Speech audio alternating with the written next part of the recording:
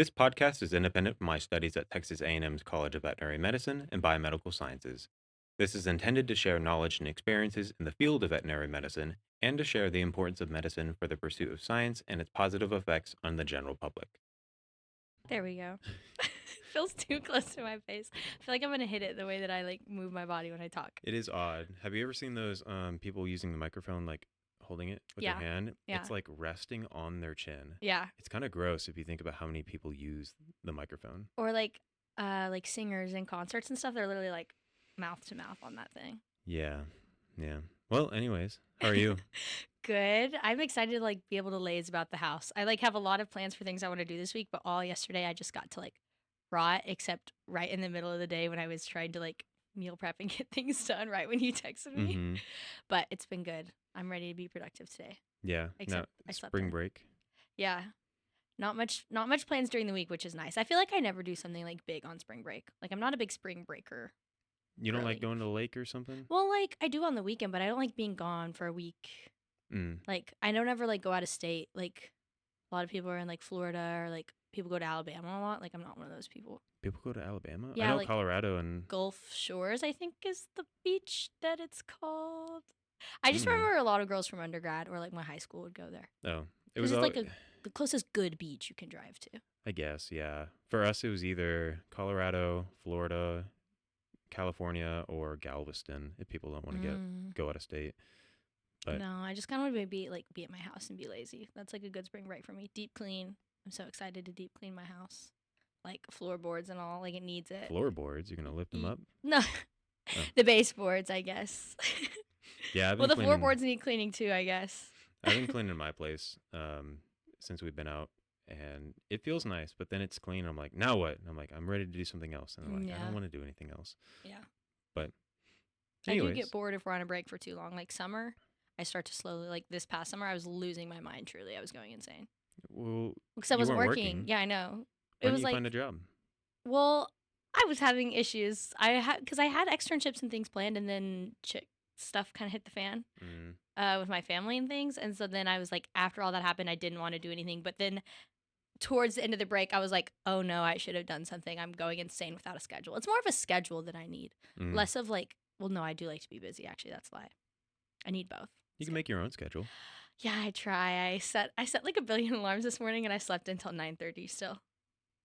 Could have been noon. Yeah, I usually don't sleep in past 10, but I wanted to be like up by 8 a.m. Like I Mm-hmm. wanted to wake up and run and like do all these things before I had to like I wanted to get a lot of stuff done before I had to come here in the middle of my day. Mm-hmm. Cuz now when we get out of this, the day's going to feel like it's already almost over and I have more stuff to do. It sounds like a very ADHD mindset. Yeah, I don't like to be a morning person, but I get so much more stuff done when I wake up and do it in the morning. Like when I'm on deployment and I wake up at like 5:30 and it's like whoa, by noon I've already done 6 hours worth of work. It's so Mm-hmm. satisfying. Yeah, I like getting up before the sun rises. Mhm. Now that daylight savings has hit back again, it makes it a lot easier. Yeah, I like the idea of doing it, but my actual execution is difficult. I have to have this alarm that like um it makes me get out of bed and go scan something in my house so I don't go back to sleep. It What? Yeah, like you can't snooze it, you can't turn it off, Oh. and it will just keep ringing until I physically get out of bed. I have it set to my dry shampoo. Like randomly I just picked one thing and I have to go find my dry shampoo bottle and like barcode scan it and then the alarm will stop. And so since I'm already up out of bed, it helps. Hmm. Okay. Interesting. Cause I used to not need it. Like I used to be like an undergrad. It was like bam, 7 a.m. Like I'm awake before my alarm even goes off. And now I'm like sleepy. Hmm. I just have my alarm across the room. Makes me get up and turn it off. Wait, do you have like a physical alarm? Mm-hmm. Oh well, that makes Well, sense. I have one of those. What are they called now? I don't remember. It wakes you up with light. Like hatch or Yeah, whatever. yeah. I Of was gonna course say you it's have like one an of egg. those. What do you mean, of course? that just tracks for you. I don't know. It makes sense. I like it. Does it? Me, How does it actually work? All I know is that it's like sunshine. yeah, about 20 minutes before you set the time for it to wake you up, Mm-hmm. it starts getting a little brighter, and then by the time the noise actually goes off, it's full brightness. Like there's a light that lights up your room, and Mm-hmm. it apparently like the light helps you wake up and stay awake in the morning. Yeah. It's got something to do with the melatonin receptors in your eye, or maybe Interesting. not those, but more of the cortisol production in the Yeah, morning. But I don't know I that. believe in that. That kind of makes sense. I've had those like I've tried those alarms that like try and wake you up at like the lightest point in your sleep. Except if you Mm, actually use that, it's like they try and give you a 20-minute range, but like I can't wake up 20 minutes later than I would actually want to, otherwise I'm late. So those never worked for me. But I think Bowen would actually kill me if I had tried to get like a light alarm in our room. really? Yeah, because we don't usually wake up at the same time, and so So like the wait, sound is better than yeah, interesting. because yeah, he does not like the lights on. Like I like a little nightlight. He does not like a little Oh nightlight. yeah, no night lights. I like Not at to, all. so it's like our bedroom, our bathroom, and then the closet on the other side of that. And I like to have the closet with the light on and like the door cracked. And I'm still, that's how much I'm allowed. I don't know. I don't like pitch black. You know the smoke alarm? This might be bad to say. I don't know if it's bad to say. You can still tell that it's working, but I put folded up pieces of paper and taped it over Mm, so nothing comes through. yeah, that's how dark Bone likes it. I like to put rain sounds on the TV. Hmm. Also not He allowed. doesn't like any sound. No, I'll listen to my ASMR in my earbuds. He's not controlling over over like he's You not listen to. controlling my entire sleep, but I'll put my ASMR in my earbuds and that's okay. Hmm. Well, here, let's get into something that we at least talked about last time. Yeah, yeah. Unfortunately, this is the second time that we're recording. Round 2. Yeah, but earlier, you said something about deployment. Mhm. Do you want to elaborate on what that is? Yeah, yeah. I'm on the veterinary emergency team, the Texas A&M veterinary emergency team, which I love. We recently had a little we were doing our ORE, which is like a I couldn't tell you what the acronym is, but Don't worry, I'm not going to ask you. we deploy with the search and rescue dogs, the Texas search and rescue dogs, whenever there's like a need for them, the Kerrville floods or the fires that happened a couple years ago, um, or we'll do community outreach for those disaster areas and taking care of animals that were harmed in natural disasters in that regard. And so recently at Relish out at Disaster City, they search and rescue dogs had their like little practice thing, and we went out with them, and that was a lot of fun to get to. We get to meet all the handlers and like get to know the search and rescue dogs really well. And then we had like a little vaccine clinic, prevention clinic for College Station because we had supplies that we were running out for. So that was fun. Got to get a lot of reps in of like practicing with our deployment protocols and things like that. And yeah, so I've been on a couple of deployments with the team. I went when we had the fires and a flood deployment as well, and that was a lot of Over in fun. West Texas? Yeah, Canadian is they were. It was called like Canadian the something. I don't know. Canadian. And I that sounds familiar. yeah, it Yeah. was up in the Panhandle. It was.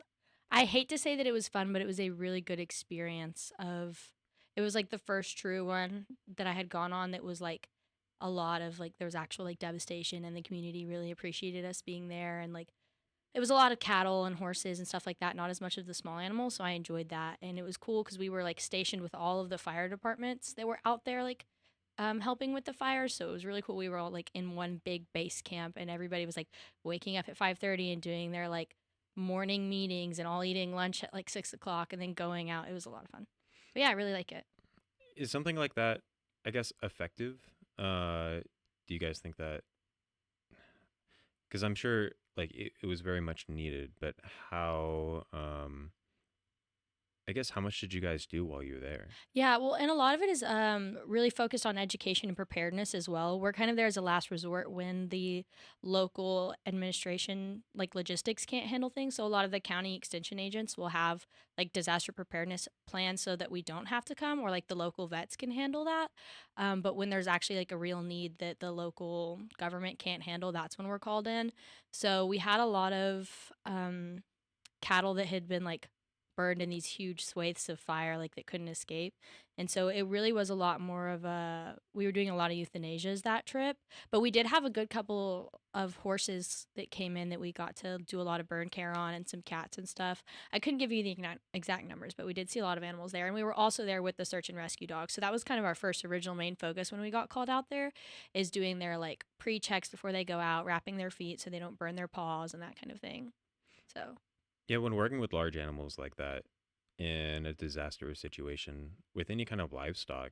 I mean, you mentioned the euthanasia. Is there anything else you can do? It was a lot of working with ranchers and making decisions on who they were gonna cull, who they were gonna immediately take to go sell, and who like was worth keeping. So that took us a lot of time of like being out there and looking at all of them and being like, these ones need to th- be given a kindness and be euthanized, and like these ones need to go right now and can maybe still be sold. And then checking the rest. And we also did a decent amount of like preventative care of we vaccinated some calves that were like going to be sent up to graze somewhere else because obviously there was no grazing after the fire. So it was a mix of like giving actual aid, doing euthanasia, and helping ranchers make decisions on what they were going to do going forward. Hmm. What do you think that? How's that area doing now? Do you have any idea? I don't know. I know that there It's were all some good. fires going on recently, but I don't know if they're in that area again. I heard that we have some more fires happening. Hmm. I don't know if at the time of recording this that they're still happening, but I know there were some Texas fires happening recently. I don't know. I mean, fires are somewhat normal. Yeah, so like they've definitely it was a devastating fire for sure, and but thankfully there were very I can't remember if I think almost no people died, Okay. which was really good to hear, but just the amount of land that it covered, I think it all being clumped in one spot was the kind of unique thing about that situation. So I think obviously by this point, I mean, because you drive out in West Texas anywhere and you're going to see like areas that have been burned. It's just something you kind of like live with and you deal with. Yeah, from my understanding, I've never lived in West Texas, but in being from Texas in general, like fires and natural wildfires is somewhat normal. Yeah. Like they kind of come and go with the ecosystem. It's just you don't want to let them get too big to where they're out of control. Yeah. Um, because like the brush of trees and the shrubbery will grow and then die, and then you just got a big kindling ready to go. Yeah. Um, but no, I mean that's pretty cool. And then you helped with the floods. Yeah. So that was a Cold Spring, and there had been some flooding there, and it kind of flooded down into a valley area that affected like a lot of people that had lived in that area. So the Red Cross had set up a shelter that included, and the extension agent and local jurisdiction people had set up a shelter that was for both. It was cohabitation, so there were both animals and people there, and so we were called in to help run that shelter, and that was really cool because I had never done much like shelter medicine stuff. It wasn't as much emergency like stabilizing animals and things. It was as the deployment grew on, it was more of like, okay, how are we going to manage keeping all of these animals separated, make sure none of them are sick, that type of thing. But that one was really fun too. We had a really pregnant mom that like we were checking every day with the ultrasound and when she was gonna have her Like babies. a human mom. That No, that's a weird question. no, a dog Oh, mom, a okay, dog okay. I mom. was like a mom. This could be a number of things. No, that was fun. Walking lots of dogs and getting again like all of the owners that own those animals would like come out and talk to us and check on their animals throughout the day, and that was really cool. Like I like the people aspect of the team a lot. Yeah, the sounds like the community kind of like comes to y'all, and I get. Do they ask for your help or do you go to them and Yeah, we have to be requested to come give support. So we are not allowed to like deploy unless we're asked for. And ask so by who? Do you know? we get a request from the state. So I Okay. think the people in that area request us through state logistics things, and then we get a request from the state. Hmm. So we Okay. can't just be like, "Hey, do you guys want help? We're coming." I guess is that how first responders are, except unless someone makes a 911 call? Even then, it goes to the dispatch and then they have to send somebody. I think it depends. Like I think cops have an obligation to like step in when something happens, but I don't know Mm-hmm. about like firefighters. I mean, Yeah. Or EMTs or yeah. I feel like human medicine people also, I feel like they have a don't they have like an obligation to help if they see somebody? I feel But like also there's like legal things of like that person didn't ask for your help. What if they wanted to I die? think Isn't there's a that a thing? like good Samaritan laws. Yeah, that's what it's called. I'm not a I lawyer. feel really dumb. Good No, Samaritan law. yeah, I think it's the I guess the classic situation of someone's choking and then someone does the Heimlich and then Yeah. breaks a rib and it's like, oh, and then they're gonna sue you and it's like, Yeah. I think there's laws protecting people from that. I Um, think like hypothetically we technically could, but you would never want to do that because there's lots of steps that you have to follow and we wouldn't get reimbursed for any of our it'd like be all of our tricky funding. with There's just animals. it's not just not how we would have you have to get a request to go. You Yeah. can't self deploy. Yeah, that makes sense. You can't just come up to a herd of cattle and be like, "All right, let's take care of Yeah, them." well, even in like the Kerrville floods, I didn't get to go on that deployment. Um, there were a lot of people both like that are trying to help find people in the water that were like trying to self deploy and be like, "Hey, we're here to help," and it was like that's not helpful. So Mm. really, you wait for the call to go. I wanted to go on that one so bad, but I was not called, so I had to wait. Hmm. So would they, for that one, did they call some of the team? Yeah, well, they always send out like a request. They're like, "Hey, this is going on." Well, what happens is first they're like, "Hey, this is going on. We think we might get a call. Be on standby. Like, who do we think can deploy?" And then they get the call and they send out the thing. And they're like, "Okay, who can deploy? We're trying to go up by. We're trying to leave ASAP at this time or whatever." And then you give your availability, and they'll let you know if you've deployed. But I have a bad habit of not missing it. I don't know what happens. I always just have bad luck. Like I was in New Braunfels when the Kerrville flooding happened, and so it was all throughout New Braunfels as well. And so I didn't have my go bag with me, so I couldn't Mm. deploy until I went back home, and then would had to like have to leave from Rellis because you can't just meet the team at the place. You have to kind of convoy together there. So it's like I always have weird logistical things like that. There's been 2 deployments where I've been out of town when they've been called, and that's been annoying. Mm. You just need a lot of bags, I know. I a just need bag to. and I really everything. need to just. I mean, it's called a go bag for a reason. I guess I should. If I really cared about it, I would keep it with me. But I Mm. can only deploy sometimes, and so I don't think about it all the time because I can only go during the breaks. Yeah, I remember for one of our classes last year, we had someone on the team come out and talk. And they were like, "All right, think of your animals in like a disaster situation. How are you going to get out? What are you going to do? Yeah. What would you need?" And then all of our friends are thinking is like, "Oh, my dog, my cat. Some people have exotic animals." I'm like, "I just have my car. Like I have no animal, so Yeah. I'm chilling." Easy peasy. What did you have to do for that project? Did you literally just be like, I don't have an animal, or did you Oh, they come up said with to a hypo? pretend that you have a Oh, dog. And I'm okay. like, okay. What's your pretend dog that you chose? uh, One with four legs. I don't know. You Not don't to have like a discriminate breed. You from don't have like a breed tripods, or but something you would want. Not the tripod no, discrimination.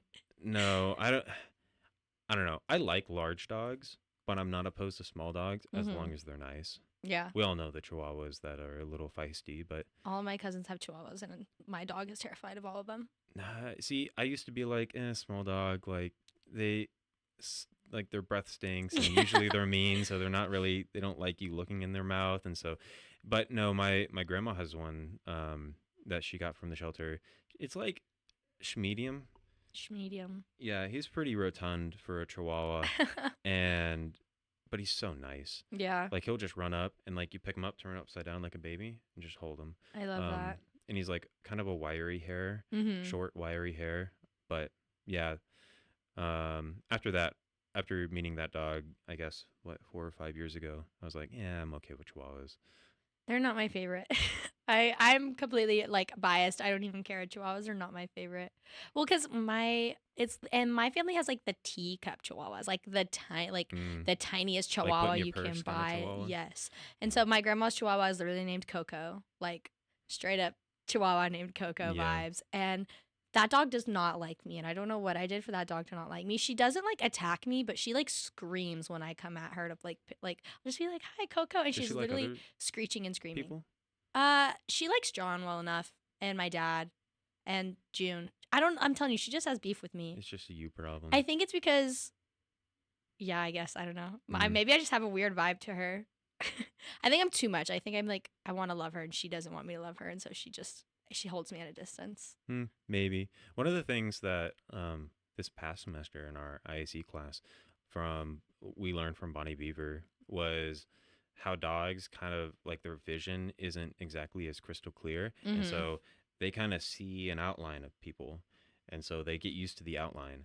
And she gave an example of how some dogs don't like people in hats, like cowboy hats, Oh yeah. right? And I was like, oh, that seems so silly. Like they've got to have met You someone in a see, hat at yeah. some point. It's like, but no, we one of our good friends had a beard. He's not in our class, but he had a beard, and Will's dog Mm-hmm. did not like him Really, for whatever that's reason, and so it just funny. switched Because I can't one imagine random her day. like not liking somebody. Oh yeah, She's so she's sweet. like a golden retriever, the Yeah. sweetest dog, and then at some point he decided to shave, and came back to the dog, and the dog was like, "Oh, like hello." Yeah, she had beef with that beard. Yeah, I don't know why.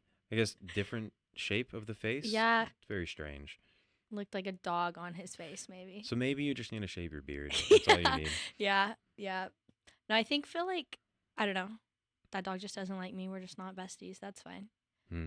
Which, whatever. I am more offended when a cat doesn't like me anyway. Really? Yeah, when a dog doesn't like me, I'm kind of like, I get that. But when a cat doesn't like me, I'm like devastated, like No. gut wrenchingly sad.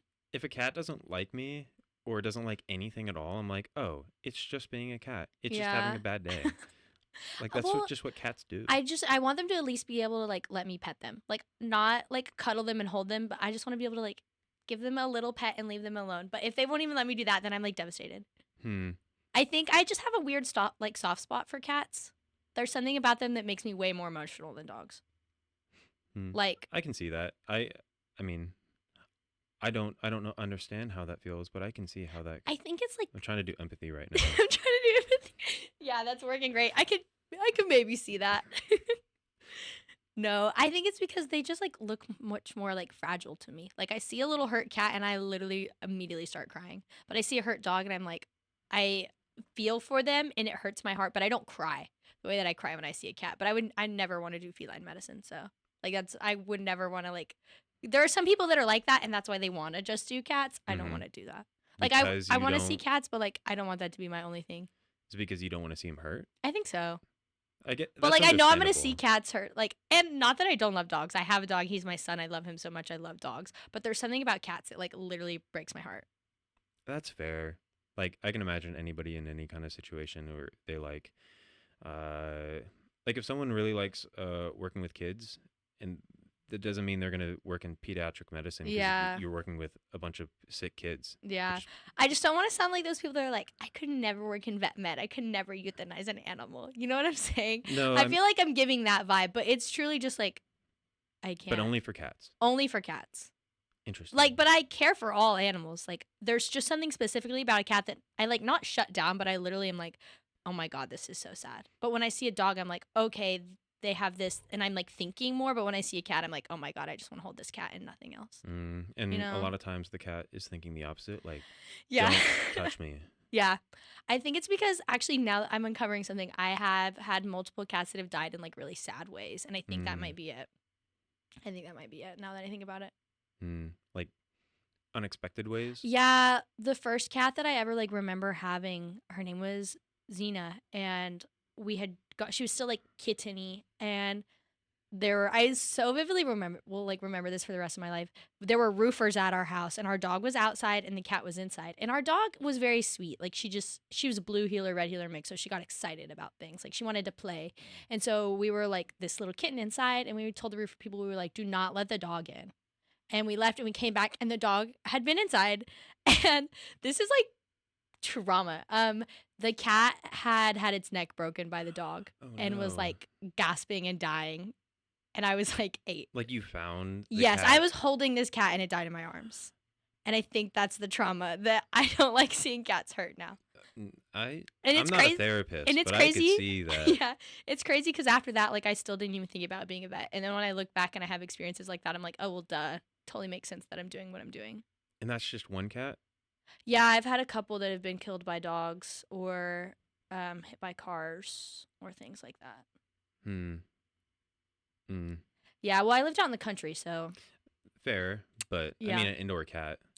Right? It was Well, an indoor that it cat? wasn't explicitly indoor, but for that, it was since it was still a kitten. We were like trying to keep it was indoor cat for sure. Yeah, and you were Like at pretty that point. young, Yeah. so I definitely didn't see anything like that when I was a kid. Well, and like I had seen like we had goats that had been messed up by animals before too, but there's something different about like a cat. Yeah, they're livestock. Like Yeah. goats are cool. You could have a goat as a pet. Yeah, John But and I that's what we had twin goats. They were Jack and Jill and they both died. nice. Oh, nice name. Yeah. Well, just two. Not like It was a like herd. a pair of well, like we had goats, but like these were like John and I's goat, like our Okay. little pet goats. Okay. I said herd in regard to many goats together. Is Yeah, that correct? I think so. Okay. A herd of goats, yeah. All right. We I also didn't want had to sound we had billy goats. We had like silly. one mean sheep as well. A mean sheep. Yeah. Usually it's the goat that's mean. They no, I feel like feel like sheep are more mean than goats. Goats are more dumb to me. I don't know. They're actually both. I'm gonna have to disagree on that one. Really? Sheep are the silly I ones I feel that like goats are more annoying than sheep. Like sure I feel like they're goats real be loud. screaming more than sheep do, and that's why I'm like I just see them as more dumb. Hmm. Love goats, love sheep. Yeah, I don't have very much experience out in the country like you, so I'll take your word I for mean, it. I might be fully wrong. That's just my like anecdotal experience. Hmm. Speaking of anecdotal experience, Wow. that's called an A1 transition right there. You already talked a little bit about, I guess, transitioning into the mindset of being in vet med, Yeah. or at least not having the mindset of being in vet med Mhm. with your poor cat. Um, but what got you into it? Yeah, and I feel like I've told the story so many times that it's like not annoying, but I don't know. Not annoying that I'm telling the story, but it's like You definitely explained it once before in a very similar in a situation like similar this, situation. where a recording was lost and I was, RIP recording. yeah. Um so yeah, I did not know I wanted to be a vet. I wanted to go into human medicine. I wanted to be a gynecologist. And so I was BIMS, undergrad, doing the things. I couldn't find a job in human med because of COVID craziness. And they were like, nobody. I was interviewing in a bunch of different places and they were like, no. And my brother was working at the large animal hospital and he was like, just come work here. You have the experience. You need a job. And I was like, ew, I guess okay, I will. Cause I didn't want to do vet med, but I was like, we grew up around animals and pigs and steers and all the things. So I was like, okay, yeah, I need the money because we were both like financially supporting ourselves mostly. And so I was working there, and then I was like, oh, wait a minute, and being there for a while really like made me start thinking about like I was in classes thinking about vet med things instead of human things as I was going through like my science courses. And then I started working in the microbiology lab and like going through reading like patient histories and thinking about like antibiotic usage and resistance and all that. I was like, okay, wait, I do want to do vet med. So I didn't choose until like end of sophomore year of undergrad. Um, and then I worked in the oncology hospital, and I was like, oh yeah, this is definitely what, not the oncology ward in the hospital. And then I was like, oh yeah, this is definitely what I want to do. So I went from human med to vet med, which is like, I feel like a lot of people do that, but I had like just all of my experiences throughout my life of like picking up stray animals on the side of the road or like doing stock show things. Like I never even once crossed my mind. And then I had followed John to A&M and then also followed him to vet school. So Hmm. I guess I kind of forgot that. Yeah, I thought I remember you saying you always wanted to be a vet, but mm, Evelyn actually had a very yeah, similar story. I knew that I wanted to do something like science related. Like I've always had a passion for like learning and science and helping in medicine, but like I thought I wanted to go the human route. But cuz I always had a love for animals, I just don't know why I never thought about doing it. I mean, fair It was enough. literally like a light bulb. I was like, "Oh, When did that was in undergrad? yeah. Yeah, about halfway through." And so it was good cuz I was BIMS cuz I didn't really had to change. And I was already doing research, like my research already happened to be like in the vet med world, so it was like everything just kind of was already on the right path for me to go to vet school too, Mm-hmm. so it didn't like unhinge any of my life, thankfully. What was that research? I was in the muscular dystrophy lab also with John. And Okay, so you're just following John's lead. yeah. Well, cuz I was in a I was doing a research certificate program and we had to have like a certain amount of elective hours under like a mentor doing research and John was just like come join the lab with me and I was like, "Okay." Hmm. Okay. And Corinne also another 3VM was also in that lab as well. She was at Vero and now she's here. So there were 3 of us in that lab that are now vet students. cool. And Mhm. just so people know, John's your brother, your older John brother. John is my older brother. Shout out John. Oh, Shout out John. No, yeah, I literally we were like TU fans growing up, and then he like went to A&M, and I was like, "What is wrong with you?" And then I came to you were one. TU fans? Mm-hmm. What? His entire bedroom. I The kid fact you that you not. said Like, TU instead of UT. yeah, yeah. His burnt orange. Like he had a bedspread that was burnt orange. Like walls. We had multiple. Like yeah, we were full This is on new to me. Longhorn fans. You go to every A&M football game, I home do. game. I do go to every. You're wearing maroon. I Like, am. Maroon is a lot in my closet. Yeah. No, I love A&M. Like I'm full on diehard Aggie now, and I was not that. Like, and I'm very thankful for John. I'm thankful for Aggie football because that's what made me come to A&M.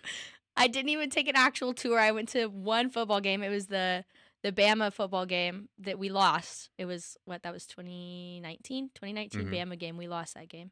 And I still had an amazing time. We were like first row, second deck. It was so much fun. I didn't even take a real tour of the campus. I was like, okay, this is where I'm going. So why were you guys TU fans to begin with? I don't know. That's just how we like. That's just how my family grew up, I guess. Did they go to? No, it was Huh. like neither of my parents finished college. They're finishing. They're in the like process of finishing right now. Shout out Mm-hmm. mom and dad. You're gonna shout I'm gonna everyone shout out again, aren't everybody you? out. Yeah, and they're actually so my dad was at Tech for a while, but didn't finish. And so he like ended badly with Tech, I guess is the vibe. So like we were not Tech people, even though like everybody from Midland, like you were like a lot of Tech people are from Midland. Like Mm-hmm. Midland is Yeah. that's like their closest school. But no, I don't really know why we were Longhorn fans. That's just kind of how we grew up. And then Interesting. went full 180 and am now like everybody in our family is an Aggie, like even extended family. Like we no longer have any Longhorn fans in our family. You flipped them all. More John. I guess John gets the credit for that one, but no, me going to A&M I feel like definitely helped that, and so now we're full Aggies. And then he said he was going to vet school. He knew when he was like when he was in undergrad here that he wanted to like go to vet school. He was animal science, and I was BIMS, and then I changed my mind to go to vet school. So now we're both there.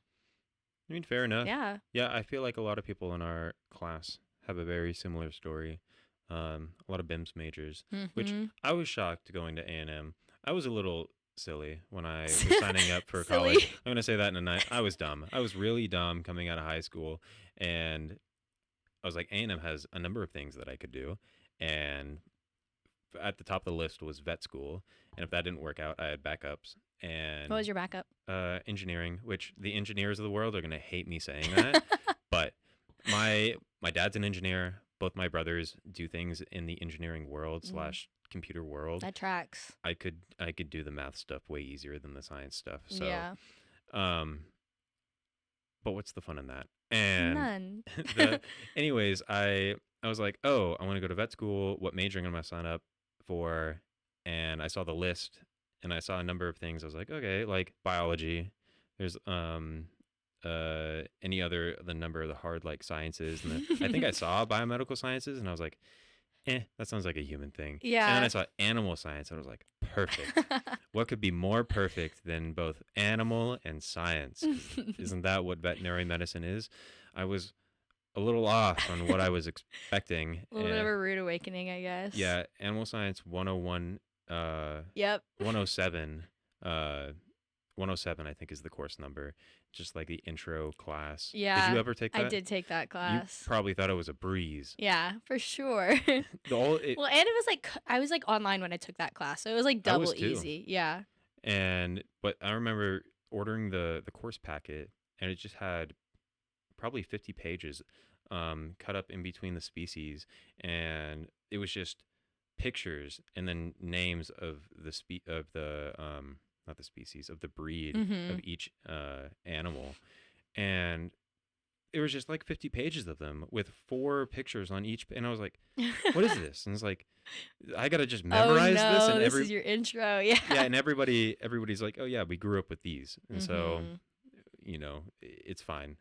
This is just the book. Yeah. I'm gonna set it over there. And I was like, no, Friday night I was studying cows. Well, no, that's good that you like had that experience in undergrad since you didn't grow up with it though. Yeah, Even though yeah. you're like not tracking mixed really. That was my conclusion after first year. I was like, I struggled fall of freshman year of undergrad Mm-hmm. because of that, and I was like, oh, what am I doing? Like, is this a good idea? And I was like, no, if I'm gonna do this, like I'm gonna see these in vet school, I should be exposed to it now, so it's Mm-hmm. less painful. Well, and I say this all the time, you give BIMS vibes. You do not give animal science vibes. Yeah, yeah. Like you truly I forget that you're animal science all the time because you just give BIMS. Yeah. I don't know what that means, but Yeah, I I don't think know it's either. true. It's I've just like gotten it very like multiple times. stimmy. I don't know. And I guess the fact that you are like not a large animal guy, like Yeah, you're just you don't give animal science. it's either someone thinks that I'm a BIMS person, or they incorrectly think that I'm a BIMS person, like I went through the BIMS program, Mm-hmm. or that I'm a large animal guy, which Yeah. I guess like I kind of You're am like this a BIMS. weird in between of like not BIMS, but you're not large animal. Yeah, it's like I'm not super city. Like I'm not downtown Dallas. I'm not Yeah. like outside of Dallas, like suburbia Yeah. Dallas. But I'm definitely not country. Mhm. So actually, my family went up to New York for one of our family members' weddings, and I was just there, and I was like, yeah, I'm not this. Whatever this is, Mm-mm. I'm not I'm this. not a city girl. So No, we were talking about that this weekend about like where everybody wants to live, and some of the girls are like doing externships in like Chicago or like talking about going to Boston. And I'm like, absolutely not. I would rather die. I would be perfectly fine living there between the ages of. I'm trying to think of my timeline after vet school, The like timeline. because we're gonna get to what we want to do after vet school, but for me Hmm. personally, I want to do residency. I'm perfectly fine going to a big city Yeah. and I guess like doing if I residency had to, but like it would truly be like gut wrenching for me. because you want to go back to the country. Yeah, potential. Sorry. What? My brain just broke there a second. Yeah, yeah, I'm not sure. We could, or we could stay here, but I really like this area. Mm, Recently, my parents kind of dropped on us that they're looking at potentially buying places around here. So that's another great addition to the equation. Because John and his girlfriend, her family's from Houston. So they would like to be within a semi driving distance of Houston. So, like, if we're a College Station, they're Houston, and everybody's kind of in the middle of that little area, yeah. that would be nice. But also, we both have land in Coleman and would love to live there. I know you said we were going to get into this later, but No, we can get into it now. I'm just like, at least the living places. Yeah. You wanna be around your family. Yes, I do. I literally have been not fighting with my parents, but I've been joshing on them all semester because they haven't come down to see me, and I've only gone up there once or twice. Because usually my parents come like semi often, like a couple of weekends. They're coming. We're gonna get to see each other a lot in the upcoming weeks. I'm going down there 2 weekends, then they're coming, then we're going down. We're gonna see them a lot at the end of this semester, but yeah, we're like really close knit, and so it's like hard to imagine like me and my kids not living near my parents. Like I talked about this last time. I talk about this a lot. I literally the other day started crying because I remembered John is going to be leaving College Station, Aw, and we're not going to live together for the first time, except for 1 year when he came to A&M, and then I followed him. aw. Like I'm already thinking about him going on rotations. Like in a couple months, I'm not going to see him all the time anymore. Yeah, I Like mean, do you guys meet up with each other every day in school? not every day on the on the days that we're both there, we usually end up seeing each other at some point. But like we are in a lot of the same clubs, so I'll see him at club meetings. Like when we do both go to rounds, like we'll chat at rounds, or like if I see him in the hallway, we'll talk. Like the other day, I was mid conversation with you, and I saw John, and I did kind of dip, and I felt bad, but Oh, yeah, I do remember that. yeah, I was like, oh You wait, did and then like an air I kick. did do an air kick at him. I was in a really good mood that day, and I was like, pow pow, just happy to see him, and now he's gonna be gone. Not even close. I did cry the other day too, thinking about Kayla. Not living Kayla. Shout out Kayla. No, sorry, my voice is going out again. Yeah, thinking about how we've lived together for like 2 years, and in 2 years, we don't live together. She lives like a block and a half from me. Um, we're attached to the hip, and I was thinking about how after vet school she's gonna leave me, and then I started crying, and she was like, "You need to chill." Also, I love you, and She's not like going off the face of the earth. yeah, but she is though. She won't be walking distance from my house. That's devastating. It'll be okay. Like it I'll survive, I guess. Even I don't think you understand how much I talk to her though, because No, I even don't. we we'll walk to our separate cars after being in the same class sitting next to each other. We'll walk to our separate cars on the rare occasion that we don't drive together. And I'll call her immediately after getting in my car and we'll talk on the way home. And then I'll call her maybe one or two more times that evening. Hmm. Like truly. I think if I did that to one of the guys, they'd be like, "All right, we need to talk. Leave me alone. I Yeah. need space." No, we like sit and just do homework together on the phone if I'm not at her house. Because sometimes I don't want to go to her house because I want to be at my house with Bowen, but I want to be with her while I'm doing schoolwork. Mm-hmm. And so we'll just sit on FaceTime and do schoolwork. Hmm. I love very deeply with the people that I'm attached to. I mean, fair enough. Fair enough. No, and so that's why it's like trying to figure out where I want to live in the future. I don't know what the heck I'm going to do. I don't know what I want to do. I don't know where I want to go. And we're going to cross that bridge when we get there. But I do want to be close with my family. That's something that's like important to me. And if I have to take career hits for that, unfortunately, I think that's what I'm going to do. I mean, what do you mean by career hits? Because Well, you just can graduate from here and then you could work here. somewhere. Yeah, but I also am thinking about, like, I don't wanna have a baby and immediately, like, send it to preschool or something. You know what I'm saying? Like, if my mom lives here, that would be one thing because my mom was a stay-home mom and, like, raised us and was a preschool teacher and did all that. So, like, that I would be okay with, and then I would go back to work. But, like, if that's not an option, I can see myself staying at home for a while and just doing, like I've considered, like, telemedicine type of thing or something like that. There's new Um laws coming out for that. oh, I didn't I know don't that. have specifics. I Dang, what a I big drop and then I no know. no I should context. get Will on here. He's our government guy Is for that who our you heard that class. from? No, no, no, no. I heard it. You keep up with current events? I think I saw it online. Or was it Mm, Cornell who talked about it at I couldn't tell you. were you not there For what? for what's it called? Now Town I'm hall? blanking. Town hall. Oh, I was, but I do not remember that conversation. Oh. That was like there was something so obvious the other day that I asked somebody and they were like, they said that. Was that oh, it was cardio rounds. The other day Mhm. when I was like, "Do you know if they're bringing cardio rounds?" And they were like, "They literally said that Oh, in yes. class." Yeah, yeah. And I was in class that Like day. probably 30 minutes after class, you asked the exact question that she answered.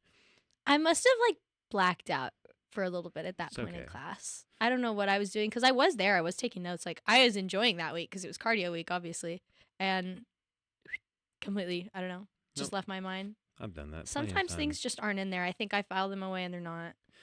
No, I think that they're coming out with new laws around vet med and telemedicine in general and Mm, the veterinary client patient relationship yeah, and which is it's important. important. Yeah. I don't know how it's going to affect things.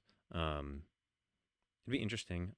I should get somebody on who knows more It about it. it feels like the type of thing that you should see them in person once at least before you do telemedicine things. I don't know. Yeah, I mean, I don't know how I would feel actually if somebody asked for vet advice for an animal I've never seen in person. Yeah. Cause even for like we were talking about like behavior stuff, they're like I was like thinking in my mind, I was like, well, maybe for like behavioral issues, but then like there are so many physical things that can impact behavior. You need to like we talked about how you need to rule everything out. So maybe not even behavior stuff that like I would somebody would need to have put hands on a dog one time in my opinion before you do telemedicine things. Also, are you liable after giving advice like that? Exactly. So That that's reminds a me, lawyer question. somebody Facebook messaged me that I just remembered about asking for medical advice on their dog, and I never opened it. Oh, Facebook message, like a Yeah, family friend. yeah. I need to get back to them on that. I've had a couple of my friends, like close friends, be like, "Hey, our dog is doing this." It Yeah. usually the conversation ends with "Take him to the vet." Yeah, I had one of my sorority friends texted me the other day and was like, "Hey, my cat ate a bunch of vitamin C pills. Should I take them to the vet?" And I was like, "Yeah." Yeah, So, vitamin C. I had to look it up. Yeah, it was definitely like she had eaten. Well, and I don't know if the cat actually ate them because, like, I don't know a lot of cats that like be eating pills. That feels like a weird thing to eat. Like, she had them on the counter, but I guess, I mean, and so I was like, yeah, just It's take her hard to to vet. know. So, yeah, I don't get a lot of those texts, but I did vividly just get reminded of one. Well, because I don't use social media, so I don't. I got like a text about the Facebook Messenger thing because I don't Hmm. even have the Facebook Messenger app anymore. Hmm. Here, real quick, I'm gonna check my camera Okay. just in case. Oh my god, that would be devastating. It's okay. That'll be cut. Yeah. But yeah, I don't Um, get a lot of those messages, thankfully. I have like a list of things that I usually ask about. You know what? I can pull up the list. I'm trying to remember some of the things that we talked about last time that I thought were interesting. Let me check my phone while you're doing that. Oh shit. Yeah. I have a lot of things on my plate that I keep forgetting about. I need to I started using my Apple Calendar a little bit, and that's been semi nice. Do you use a paper calendar? No, What do you, oh, you use your I use my brain primarily. I thought was it your Apple calendar that you said that you used? I just now set it up. Like just now set Okay. it up recently. I thought you used something. Mm-mm. I will look at That's well, I dangerous. have like a Google sheet that I don't ever look at, that I start at Mm-hmm. the beginning of every semester, that I never ever use, that it's like all of the assignments in order of when they're due by date, but I never actually use it. Like I'll go in like 3 weeks later and like delete 17 billion rows because I had done all those assignments without marking them off. But I should start writing things, but I don't because I never remember to keep it up. Well, I like the Google Calendar because you can just plan it far in advance. You can Yeah. have reminders, I stuff like don't that. I don't know. There was a reason that I chose Apple Calendar, and I don't know why. I think it was just because I had my phone out. You can, it, I think, transfer from Google to Apple. That sounds like a lot of work. It's okay. Don't worry about it. I'm glad you started at I least a have calendar. it's a big jump for me to have when when our exams are in the calendar. That was a big jump for me. The number of times that you've forgotten an assignment, I'm like, It's non-zero uh, for sure. It's there's a number of ways nowadays that you can keep up with all the assignments. you I love the Canvas to-do list. that's usually what I it's that. It's me checking that obsessively and making sure I didn't forget anything, and sometimes I still do if I have like a long period of time. Like there are a couple of things that I very obsessed, but I miss like personal things fall through the cracks. Like 3 times this semester I've forgotten to return a package that I needed to return, so it's just sitting in my house. Like I ordered these shoes and they didn't fit, so I bought a second pair of shoes and I forgot to return the first one, so now the first pair are just sitting at my house. And I don't have Facebook or anything to sell them, so they're just sitting in my house right now. Hmm. Hoping I can get my sister to buy them from me, but I don't think she will.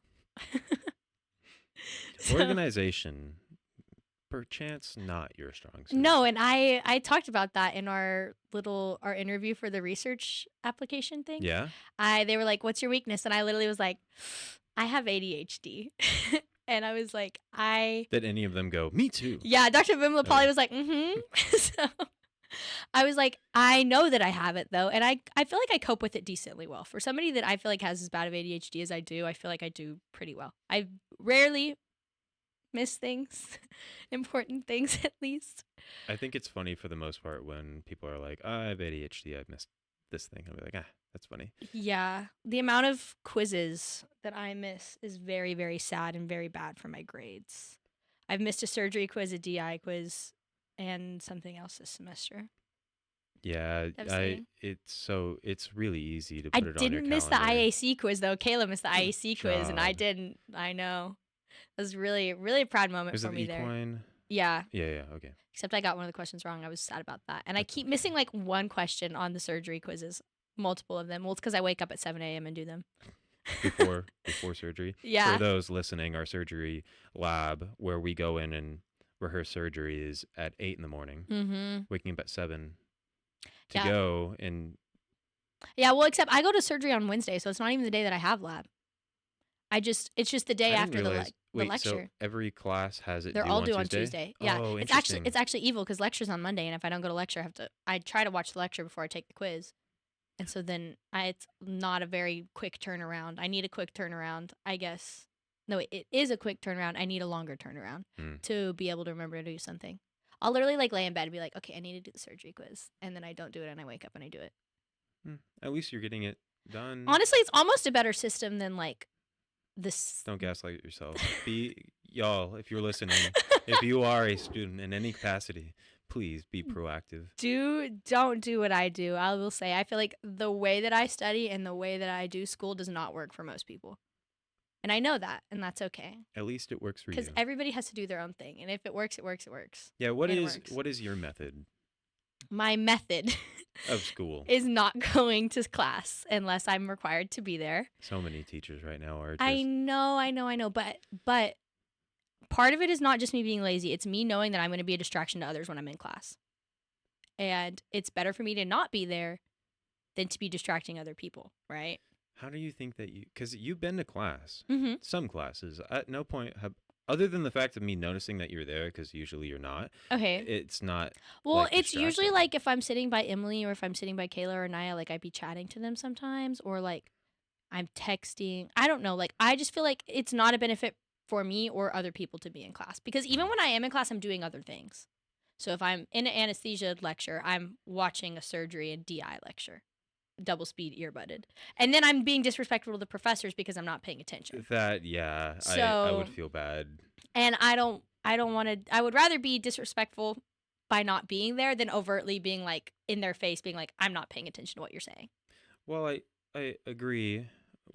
Have you thought about being in class and But if listening to the class that but is think about currently how going much on? more efficient I can be if I can watch 2 lectures in a 50-minute period over 1 lecture in a 50-minute period. That is true. Mhm. So, work smarter, not harder. I thought that was my catchphrase, but this is completely unrelated. We were talking about our catchphrases this weekend, and I thought mine was work smarter, not harder, and everybody was like, "No, yours is fuck it, we ball." And unfortunately, my catchphrase is fuck it, we ball. You do say that quite We can often. cut that, but that's truly my catchphrase is fuck it, we ball. It's okay. I think this is gonna be Okay, I've been a trying. pod where people Okay, can say whatever they want. yeah. So mine truly is that's how I approach school is fuck it, we ball. But also I want to learn. So it's yay, I'm excited to learn this material, but fuck it, we ball when it comes to any assignment or doing things. Because you like learning, I know I do. I love learning. I'm like, but you don't go to class. but I do it at home. Yeah, but there's something about interacting with the knowledge that you are taking in. Even in OD, I'm not gonna lie. Even in OD, I don't pay attention half the time, and I Organ go back and dysfunction rewatch. Yeah, for people. organ dysfunction. That's like week by week. We have kind of a different system, and we're working through cases, and we're like in little groups and things. Half the time in that class, I'm also not paying attention, and I go back and rewatch those lectures as well. There's, and I'm getting on a higher dose of meds, so maybe that will help. Just gonna have to figure it out. But no, then I go home and I will try and watch the lectures as I miss them. That's usually not what happens. I usually get behind and then I spam watching all of the lectures and making all my Anki cards. And I try and say I'm going to study not the day before and then I don't study till 8 or 9 p.m. the day before the exam. Mm. Yeah, that's not ideal. No, it's not. And the issue is it keeps working for me. So I haven't had the intrinsic motivation to change that method. I never did that in undergrad. Like, undergrad, I was like 11 p.m. the night before an exam, I'm going to bed. Hmm. And now it's like, oh, it's 5 a.m. Maybe I'll take a nap. That's crazy.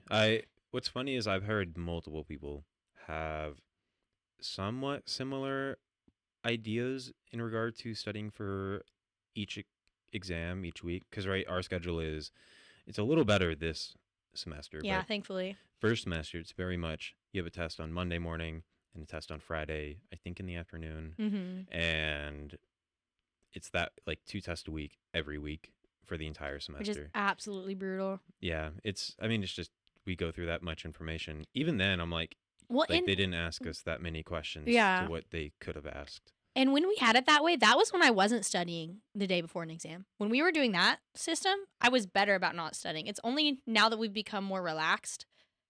I think so. I find myself I do a lot better when I have more on my plate than less. If I have Yeah. less on my plate, then it's I like, get lazy. yeah, I very much That's fall what's happened to back. me. Yeah. So no, I try and force myself to do a number of different things, and I'm like I'm Mm-hmm. overwhelmed, and I'm like okay, I gotta constantly doing stuff, and then Yeah. I think the laxness of this semester has made it so much harder for me to like buckle in because I don't want to be cramming for exams. I know it's not great for long-term memory. Like I know that. And I'm just thankful I have my Anki cards as my little like textbook deck of brilliantness that's going to be with me forever and I feel like Anki helps me get that information in my head, but I know it's not what I want to do, but it's so hard like we have multiple days in the week that we don't have to be at school till 10, yes, which is bad for me because I want to have to be at school at 8 a.m. every day. you can force yourself.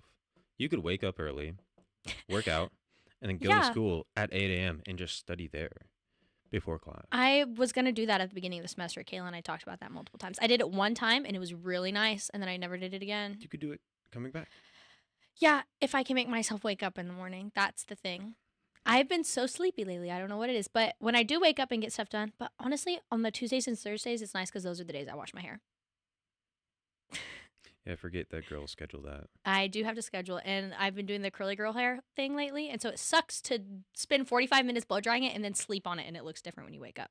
When I could wake up, work out, run, You're blow dry it preaching for to the 45. choir right now. I Yeah. don't even do this. That just happens. Exactly. And so when I do my hair before school, it looks much nicer. So I have been appreciating that. But then it's like 10 o'clock. I'm getting ready for school. I haven't done anything by the time I get, like, I don't know. I'm much less productive. It's fine. Fuck it, we ball. No, I always tell, I do find myself studying exam to exam as the semester goes on, but I Mm-hmm. really try and delay that process as long as possible. Yeah. And it's very strange. I don't know. How many days before an exam do you start studying? I I really try the week before. So you don't the week before, like while we have another exam those next days? Or do you start studying right after the previous exam? I guess now we more often have one exam a week. And it so depends on what class too. Because like for surgery and OD, I'm not looking at it till the day of, even if I want to. But for like anesthesia, I mean, I don't even want to, but for anesthesia and like DI, I want to look at those earlier. Lucky Which if I makes am. sense because for those classes like surgery and OD, it's less lecture heavy and Yeah. more of for surgery it's like little things that you got to remember. I way overstudied for the surgery exam. Like I was stressed. People told me it was easy, but I was like worried about it. I mean, I was worried like first It's always exam for hard the any first class. class because yeah, the first exam because you never know what the heck is going to be going on. No, but for diagnostic imaging, I really like that class. It's tough, but I like it. It's actually brutal to remember that's a 2-hour class for how much work it takes because I that one was like hard to study for. I procrastinated on that one bad and then regretted it. So I'm interested to see our second exam grades come out. I know a lot. I feel like more people were frustrated with the second exam than the first one. Well, it's very much I don't think maybe subjective is the right word, but It's it's not not subjective cut like and I dry like like our this. other classes are. Sorry, I interrupted you. No, you're good. It's not subjective in the way that someone could say, I like doing this. And other people are like, well, I don't like doing that. And both can be correct. Mm-hmm. It's like, no, this is a pneumothorax. And it's like, no, it's not. And it's like, are you sure? And it's No, like, it's not. yes, I'm sure it's not. You think maybe, or maybe the other way around, I guess, is Yeah. how you would mix it up. But no, You can talk yourself in or out of an answer very easily oh, in yeah. diagnostic imaging. You could be like, I think maybe I'm seeing that. And then they're like, no. I think, Or it's like the lung fissures, the fissures, pulmonary fissures, or the pleural fissures. Pleural fissures. I still can't see those to this day. oh, the pleural fissure lines. Yeah, still can't see those to this day. I'm staring at the screen and I'm like, I know where they should be. And if I follow the line with my finger, I'm like, I guess. But those are like the one thing on that exam that I truly was like, I can't see that. The number of times that I've looked at an image and I'm gone, I see an issue. I'm done. Like at the beginning of the semester, they brought up two forms of biases when looking at any kind of radiograph, right? Yeah. One being the great. Now I'm not going to remember the name after I brought them up. There Complacent bias, confirmation bias and confirmation. satisfaction of search. Yes, and I can't like when she explained the satisfaction of search. I'm like, ah, like that's Yeah. just maybe people like are just getting lazy. It's like no, I'm not gonna let that happen. Yeah. And then immediately, as soon as we started going into looking at actual images, finding issues, I'm like, I Yeah. found an issue. We're done. It's like wrong. I'm bad about that too. I was on the exam, I was very cognizant of it because I was like, I didn't study enough for this. I need to look at every single detail and not miss a single thing. So I literally was like subcutaneous tissues, like muscle, and then I was like bone, and I was so going through her little system thing, which it works when you use it, but Yeah, rarely I feel like do people actually use it as it's intended to because people get excited and they're like, oh, I see this thing. yeah. Which I think is what should be avoided, Yeah, and I think that exactly. is what they're trying It's to a get us to habit do. to get out of just being like, oh, yep, that's an issue, and then move on, No, which I'm it's bad about doing. I'm like, oh yeah, there's that. it very much is a heavy class, and studying for that, I did study the week before, and we had that was a 2 exam week. Yeah, I severely underestimated how much I was gonna need to be doing that week. I was fighting That for was my this past week, yeah, right? and Yes. we had a capstone, a Yep. medical record writing project thing A due very for large a project. very large project due that I felt like I got hard different we split up our, like, differentials, and I feel like I had hard ones to write about, like, it was, like, severe prehepatic hyperbilirubinemia that I had to do all the pathophys for, Mhm. and I was, like, trying to cite it from the book, and it literally took me, like I didn't start doing schoolwork till 10 p.m., and it took me almost 2.5 hours to do my PCS stuff, so I didn't start DI till 1 in the morning, and The I night be or I guess that morning of the exam? yeah, that morning of the exam. I severely underestimated how long the PCS project was gonna take, and I severely underestimated how hard the DI material was. But I feel pretty good about it after the Please, if exam. you are listening this and you're a Do prospective not vet do student, do not do what I do. Don't do it. yeah, sleep is so important. Sleep no, and I do sleep after. And Do I you do know that I know how important sleep is. Like, speaking of, we just had daylight saving times. Fun fact: the like incidence of like cardiac issues goes up after daylight savings time, like because you're losing an hour of sleep. Literally, there's like a documented uptick in like hospital visits for that kind of stuff the Hmm, day after daylight savings time of people like losing 1 hour of sleep. interesting. I've I never learned heard that of in high that. school and I've never forgotten it. Interesting. Imagine that being a fully fake fact Yeah, that I my don't teacher know. told me. I don't know. Well, I guess I guess we'll have to find out whenever I look that up after this. Yeah, that sounds like a human medicine Well, thing. no, it is a human medicine thing. Yeah. Yeah. I can't imagine the dogs like really No. care. Like they'll sleep all day anyways. But sleep is important. You should get sleep. Well, yeah, the I do my best to sleep because I know I don't function well Yeah, you're a for very multiple regimented days. person. Kind of. Well, man, I really wish I could get more sleep. Like over spring break, I've gotten 8 hours of sleep at Mhm. least every night. Yeah. It's great. It's Yeah. fantastic. Um, during as the semester goes on, I think on a good night I get 7.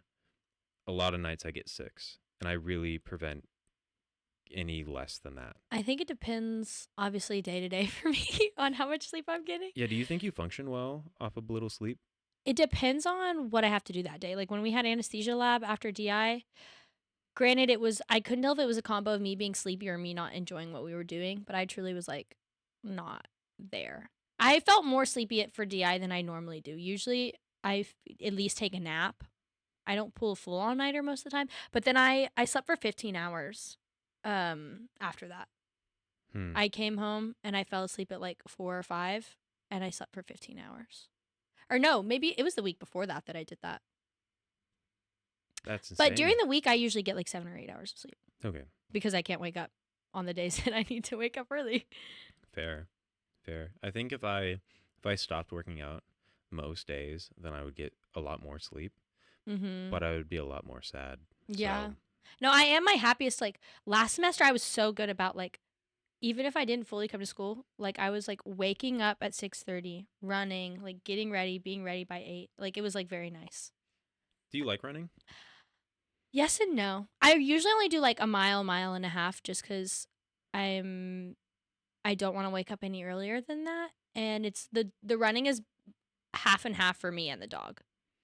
But I know the running is good for me and it's Any good for earlier? Wait, I you could wake up wake at up like 10 minutes earlier I then. wake up at 6:30. Well, yeah, I don't want to wake up any earlier than that. 10 minutes is 10 minutes. I wake up at 6:30. I'm out the door by 6:40 to run. I'm back by 6:50 and then I'm in the shower like I'm getting ready by 7 is my little running routine. Yeah, fair enough. So, and that's I've been much better about like actually warming up and cooling down and it's crazy how much less injuries I have when I do that. So I'm enjoying running now more that I'm not my knees and ankles aren't killing me all the time even though my knees still have been hurting lately, but that's unrelated to the running. No, I think I ride off of the fact that I'm still young a little Mm. too much, but I'll take it for as long as I can. I have to like I kept trying to run and I'd be like, gosh, why like my ankles hurt so bad? And then I started actually warming up and I was like, oh, Well, that's probably why you should do what you do. But I do like I have been good about lifting more too, which has mhm. been good. The running in the morning, lifting in the evening. I feel like I does it even though it like takes time out of the day that I'm so not regimented. I hate like being inefficient with my time when I'm trying to get stuff done. So like even the idea of like coming home from lunch and coming back, I'm like, so that's 30 minutes of driving time out of the day that I've wasted. So like I hate being like taking 45 minutes out of my day to lift, but it does make you feel so much better. Yeah, I'm also the same way with my time There have been multiple times where I'm running errands. I'm like, all right, I need to go to 3 places. And then I Mhm. pull up the map. I'm like, all right, if I go to this place first and then that one, then it's like the time is cut down as much as possible. And then I Yes. get halfway through and I'm like, I forgot something. Mhm. Like I got to make a second trip at some point. Yep. But no, I would say driving to the gym to work out is worth it. And I don't even have to drive to the gym, and I still regret. Like, I still don't like Wait, do to. you have a No, yeah, we have a weight set? little. Yeah, we have a little setup in our garage. So we have like a bench and a squat rack and a little pulley system thing and some free weights. I'm so jealous. I know Bowen's like picked it up between like he got the squat rack for Christmas slash his birthday this year, and he was really excited about that because we weren't able to do like real leg day at home. Hmm. And so, but we need to buy more lighter weights because there's very few weights that work for my level of lifting because they're all Bowen's big, heavy ones. But thank God he like makes me work out. Some days I'll be like, absolutely not. And he's literally like, no, you have to. And sometimes I just have to have somebody to push me to do the thing I need to do. That's Kayla does that with me in the quizzes. That's why I haven't missed any more quizzes than I have That's because good. Kayla's like, no, sit down and do it You now. need someone to keep you accountable. It's the executive dysfunction, fancy ADHD word Executive of knowing that dysfunction. I need to do something, but I can't make myself do it. Does that happen with other, I guess, extrinsic things? So if you were a leader in something, it's hard to get other people to do things. No, it's me making myself do something. Mm. So, like, I'll sit on the couch and I'll be like, I absolutely have to get up and send this email. And it's like, no. But like, I'm sitting there and I'm anxious about it. Like, I will literally give myself a panic attack about it and then not be able to make myself do it. It's like, or like, I just have to once I physically get started on doing a thing, the thing, anything, I will do it. Like laundry, cleaning, schoolwork, I literally just have to take the first step of like opening my laptop and then I can do it. But it's that very first step that I cannot make myself do. I think that's a very relatable thing. Yeah. I do that quite frequently. Yeah. I remember in undergrad in band, no, not undergrad. I was gonna say high school, but it was actually middle school. Our Whoa. middle school band director Throwback. said something very interesting. He was like, the hardest part about practicing, because right, you practice every day if you have an Hmm. instrument and trying to be any Unless you fake your logs like I did. horrible, horrible. No, our band directors knew. They're like, you sound Yeah. horrible. You haven't Well, been you went to a good practicing. school, a good band school, so they could tell. Yeah. My goodness, they were. It was hardcore, but as hardcore as a band school could It was be. so Yeah, hardcore. One super. time at band camp. You know how many times I hear that? Yeah. I'm sure a lot. But no, they said that the hardest part about practicing every day is opening the case, Yeah. and they were like, so what you got to do is keep the case open when you're at home. Obviously, keep it protected because Hmm. that's what the case is for. But keep it open, and so you can just see it. You can pick it up, just right there. It's so easy. Yeah. Actually, I've been trying to learn the guitar, and it's down there on a little stand that my mom gave me because I was propping up against the wall. Oh, yeah, no. But now it's like on a little stand, and I could just in 2 seconds pick it up and then just get going. Yeah. Um, but yeah, no, I think it would be nice if any kind of studying that was that way, but you very much have to get your laptop out or get your iPad out, log in, pull it up, look at it, and you're like, all Yes. right, then assess how am I going to go about this? Yeah. But The mental planning of having to study as well. And I'm just thinking about all the lectures I have to watch when I get home. I mean, do you I think doing a little bit at a time is helpful? no. You got to do it all at once. I have to do big chunks of it. Do you think your retention decreases when you do that? Well, I will like switch between classes, but I have to do big chunks of watching. If I'm doing a thing, it has to be in a big chunk. Otherwise, if I'm like taking a break or switching things, I'm gonna get distracted by other things. Mm. So it's like if I'm doing laundry, it has to be combined with like another chore. So I'm doing chores and nothing else between those things. Interesting. So I'm doing a DI lecture, an anesthesia lecture, an IAC lecture, all still lectures. I have to sit down and watch lectures for 4 hours or whatever, but I'm switching up. You have to. Yeah. Have to. Yeah. You say that like everyone else doesn't go to class for 8 hours a day. Yeah. Well, and so then, but in that 4 hours, I'm watching 8 lectures. So Look, the efficiency's fine. Like I get that.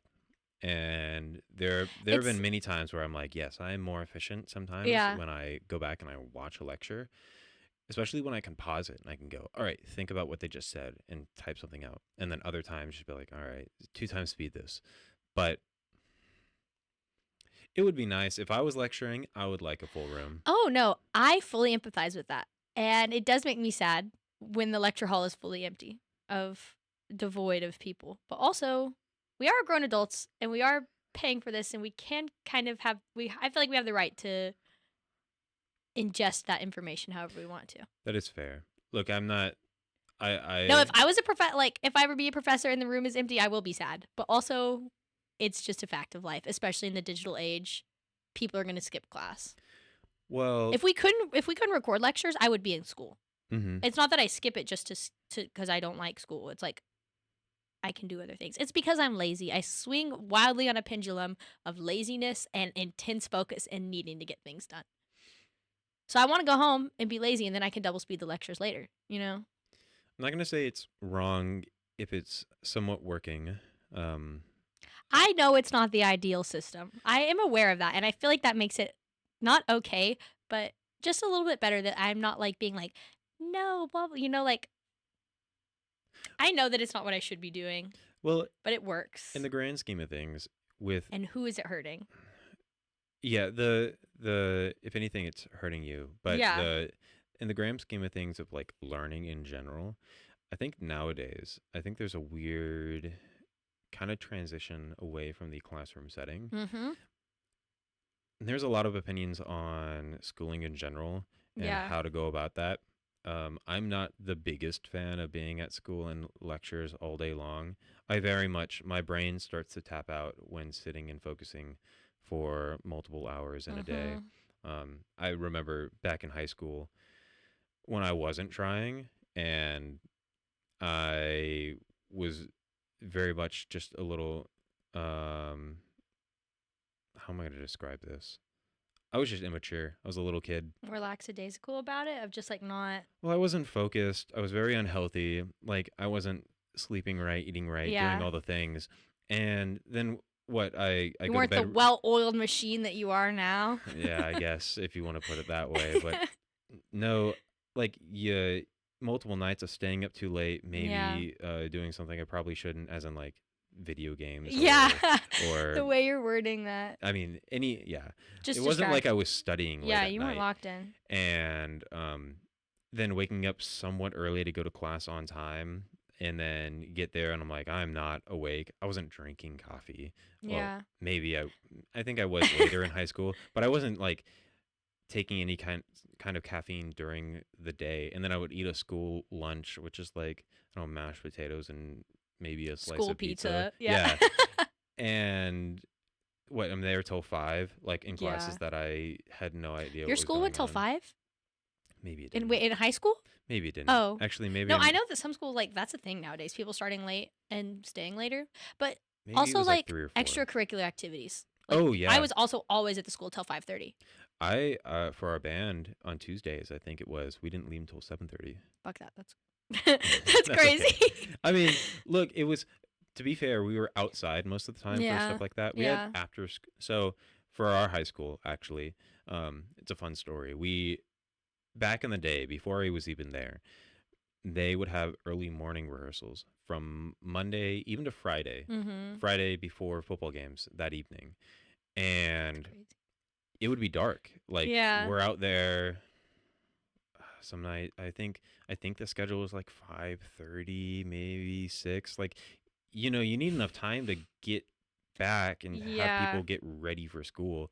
Also, like it's somewhat of a physical activity. Yeah. Granted, it's the sun's down. It's not that hot most mornings, but you could still like work up a good sweat and Mhm. then go to class. Mhm. Um, there isn't a locker room, by the way, for the band. Like there is for the athletic. That's actually so funny to imagine a locker room in the band hall. Yeah, yeah. Honestly, they need one. Sometimes, like especially during the summer when you're Yeah. quite literally out there 7 to 8 hours Mhm. a day. But no, what happened was the way that the high school was built was it was the marching field faces or it used to face like a field and Mhm. the field was across a railroad track.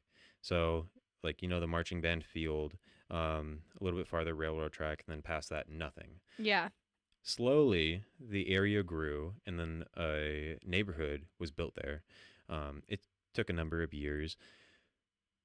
My freshman year going in, they had to change early morning rehearsals because there was enough noise complaints that they were like, all right, you can Yeah, no there's a whole longer. neighborhood here now. Yeah. Yeah, and they had like a sound ordinance or whatever had to be put in place where you can't make any noise until like, I don't know what it was. Maybe it was What an alarm clock 6:30. though. Yeah. And we were not quiet, but like Yeah. warm up itself is very loud, let alone Yeah. the actual music was very loud. And no, they had to change the whole schedule to be after class. It had a number of That's issues because frustrating. a lot of people took the bus after school or whatever. And Various other activities. yeah, and it, the school did very well with it, but actually Friday mornings had to stay in the morning because after school there was football. Mhm. We were getting ready for a football game to Yeah. go to, and so I think it's funny the ordinance or whatever the rule that was set in place. There was a certain start time to when you can actually start making noise, Mhm. and before then we like whispered, like we couldn't make any noise. Yeah. It was a complete shift. So from like 5:30 or so whatever time it started to that point, I want to say it was 6:30, maybe 7. Like it was like a light turned on and Mm. it hit the clock. We instantly started playing, That's and actually so so it was funny. very much an alarm clock. Yeah, straight up. Every morning waking up by that is insane. Yeah. No, there were some times that I was like had to be at the school early. Like when we were doing like rocketry launches, we had to be at the school early, like as the sun was rising, and then I would have to stay after school for whether that be cheer or when I was in athletics or like drama club things. You did a bunch of stuff in high school. I did because I went to like it's a 2A school Oh yeah. now. I had 40 people in my class. I was in every single activity you could do except robotics and maybe one or two other things. That still blows my mind, like being in a school where the class size is quite literally the size of some of the classes I went to. Yeah. Yeah, it literally, and it was like we were even broken up smaller because it was like our GT and honors classes were even smaller than that. So I would have like some of my classes genuinely have like 6 people in them, 7 maybe, Hmm. Hmm. of like pre-cal would just be like 6 or 7 of us in there. Yeah, our school was large enough. It's not the largest school. There were other schools that were much larger. Yeah, my sister goes to like a giant 6A. Like I can't Which school? imagine Spring Branch, Smithson Valley I don't High know it. School, Hmm. Smithson Valley Rangers. I don't know. I've never even seen the school. Well, I've driven by it, but like I went to one football game and I was like, OMG. 6A. What class size is that? Couldn't tell you. Oh, Big. we had because we weren't the largest. I want to say we were 5A. That might change now for the school currently, but Yeah. there were larger schools. There was one in particular, Allen. Bowen's cousins, they went to Allen. Yeah, They had like a drone show at their graduation. they have a full on stadium, That's like a insane. a nice Yeah, I've uh, seen the pictures of it. indented in the ground Yeah. stadium. Like huge. I can't imagine that. We played there once while I was in high school, where we Mhm. traveled there. It was great. Their band was huge, Mm. but we still were louder. Hell yeah. What a weird thing that Represent. I don't know. The I don't know how we got on the topic of high school. We were talking about studying habits and it just went further back. But I feel like high school is a great time when you like learn habits of juggling, like being involved in clubs and making good grades and figuring out what you want to do. I don't know. Is that when you figured that out? Because it wasn't for me. Of like good habits. Um I never really had to study or anything. It was more about juggling my time. I like in high school is when I learned about like how to constantly like be on the go. It would be like morning is rocketry and then I have athletics and then I have class and like thinking about all of my time commitments, and it's like, oh, I have to go out and drive to the ranch for 2 hours and do stuff with the steers, and then I have to make sure all the stuff is ready for the pep rally on Friday. You know what I'm saying? It was Mm. less about like I didn't have to study, but I had a lot of commitments that I had to juggle. See, I feel like I was the opposite in high school. I was in a number of things, but my parents helped with my schedule a lot. They Mm, knew what I needed to do, and like obviously for like the first half of high school they had to drive me there, yeah. so they needed to know what was going on. And then later, as I got my own license and I started doing like leadership stuff in the band. Mhm. There, I would be like, all right, I have this scheduled, and they were like, okay, like you got to go at this time, whatever. Yeah. And it wasn't until undergrad where I was like, all right, not only like am I in charge of my own schedule completely, I'm building my own schedule. So Yeah. like classes, I had to prepare myself, and then if I want to do any of the clubs or activities on my own, like I need to make sure like I have enough time to go, like travel there, Mhm. and I guess organize it in a manner that is sustainable. So that was that time for me, was an undergrad. Yeah. I feel like I was very self-sufficient on my schedule in high school because it was like my mom was working, my dad at that point had a job where he was out of town a lot. So it was like I was always blowing and going, but mom was always like, "Okay, if I need to pick you up at this time, I guess I can." But like yeah, and then undergrad you do get to make your own schedule, and that was nice. I remember getting to like and I chose all 8 a.m.s on purpose every semester. Like I know people are like, "Oh my god, an 8 a.m." I was like, "Yes, I want to be in class from 8 to 12 and then be done." That's how you are now. Like the 8 a.m.s. Ugh. Like Yeah, I I want to I hate it, but I want to have to be there. Like I will if I have the option to choose to have to be there, I will. But if I don't have to be there, then I won't go. Does that make sense? it does make sense. I think it's a lot easier to motivate yourself when you I take thrive. away any of Yeah. the options. I need a set schedule and routine, and then I will get everything done ever I need to get done. Well, and I'll get the work done. That's one thing about me. Like even if I mess around or whatever, like whatever needs to get done at the end of the day will get done. Yeah. Which I mean, every once in a while something will slip through the cracks, like when I turned in the research application, but that also wasn't super. I think that was a That was a weird logistics issue. yeah. So one of the emails said Saturday and the website said Sunday, I think, or vice versa. And so I definitely woke up to finish my application and then saw that it had been due the night before. That's a good segue. Mhm. Where you're talking about the VMSRTP Yeah. program, which we are both doing I this know, it's summer. so exciting. And yeah, the application for that, And it it wasn't even a hard application either. Like it was just like a little tedious. no, I mean it was comprehensive It for definitely could what it have been done was. earlier ahead of time and Yeah. Yes, you probably waited till the day before. yeah, I did. Yeah. And it was fine though. I'm so glad they were very chill about it. But it's like every once in a while something like that does slip through the cracks of like it was already a little bit weird on the date and I had very last minute decided that I was going to do it. I didn't choose my mentor till Friday and the application was I guess due Saturday. Well, you had trouble finding somebody who was available. Yes, it was availability was an issue. Well, cuz I kind of last minute decided I wanted to do it and the person that I thought I was going to be able to do it with was not available to do it. So then I was like literally just throwing whatever I could at the wall. But also I at things that I was interested in. I talked about this also in my interview of like I wasn't going to do it unless I was interested in the project. So I was like only emailing people that I actually liked their project. I probably could have found somebody sooner, but I wanted to make sure it was something that I actually liked. Fair? Yeah. And thankfully, Dr. Gaddy was like, reach out. And I did. And it worked out perfectly. So that'll be good. And we get paid and it will be fun. And we get to like be busy this summer. I'm excited. I guess we should explain for people who don't know the VMSRTP. You probably know a lot more about it than I do, like logistically. What the actual acronym stands for eludes me, and I think it eludes most clinicians because I brought it up to a number of people and they're like, "What is that thing called again?" Veterinary. I think veterinary medical I'm sitting here, veterinary yes, medical. student research teaching program. Ooh, you might have just nailed that. Maybe I could easily here. You know what? Oh, that was like OSCEs. We were talking about OSCEs last time and I didn't know what they stand for. And now it's Objective Structured Clinical Exam, which we recently have been getting grades for. Yeah, and Yeah. I'm dying to figure out the grade for our last station because that's going to be very telling on how worried I need to be for the rest of the semester. We can't share too much about it, but I'm yeah, not sharing too it's much, a. but one of them I did bomb and I shouldn't have bombed it, and it was a very dumb mistake that I'm very mad at myself for bombing. I also did something Without very saying too much, silly. I mixed up species of something that I shouldn't have mixed up. I'm gonna get in so much trouble. Yep.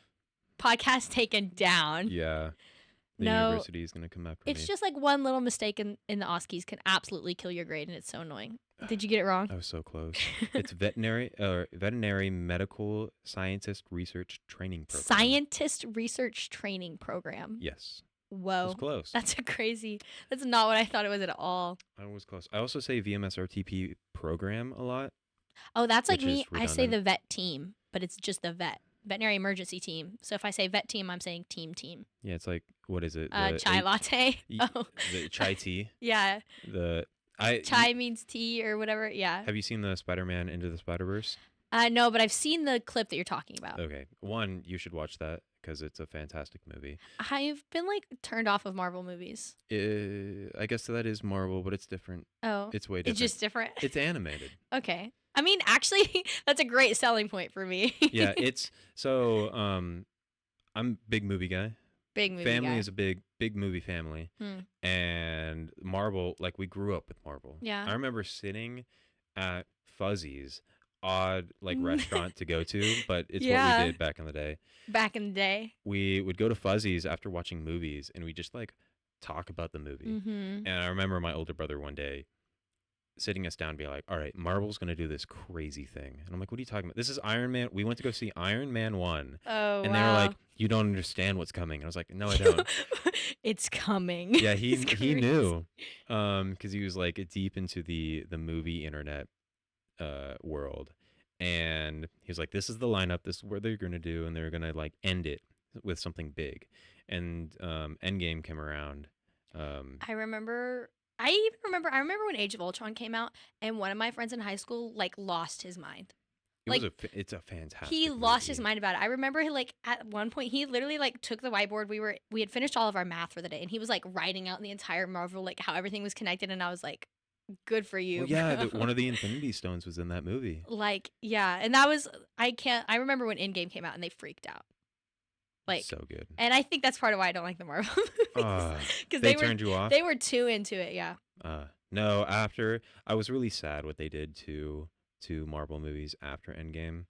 It's hard to beat that, and they really Yeah. tried to keep going, and it was just cheap. I feel like that happens with a lot of movies nowadays. Like I found out they're making another Toy Story or something, and What is that, 8? I'm actually devastated because the last Toy Story was already pushing it, but it had a very good ending, and I cried.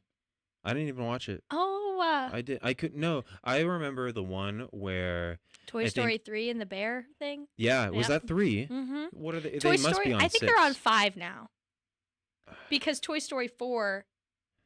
Wait, I think they're past 5. I I think thought 5 that is this the one. one that I you thought just watched. this one was 5.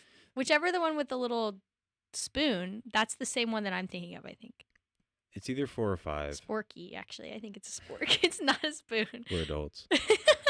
No, but I'm also a big movie person, but it's scary movies or children's movies. I Hmm. don't like action or comedy vibes.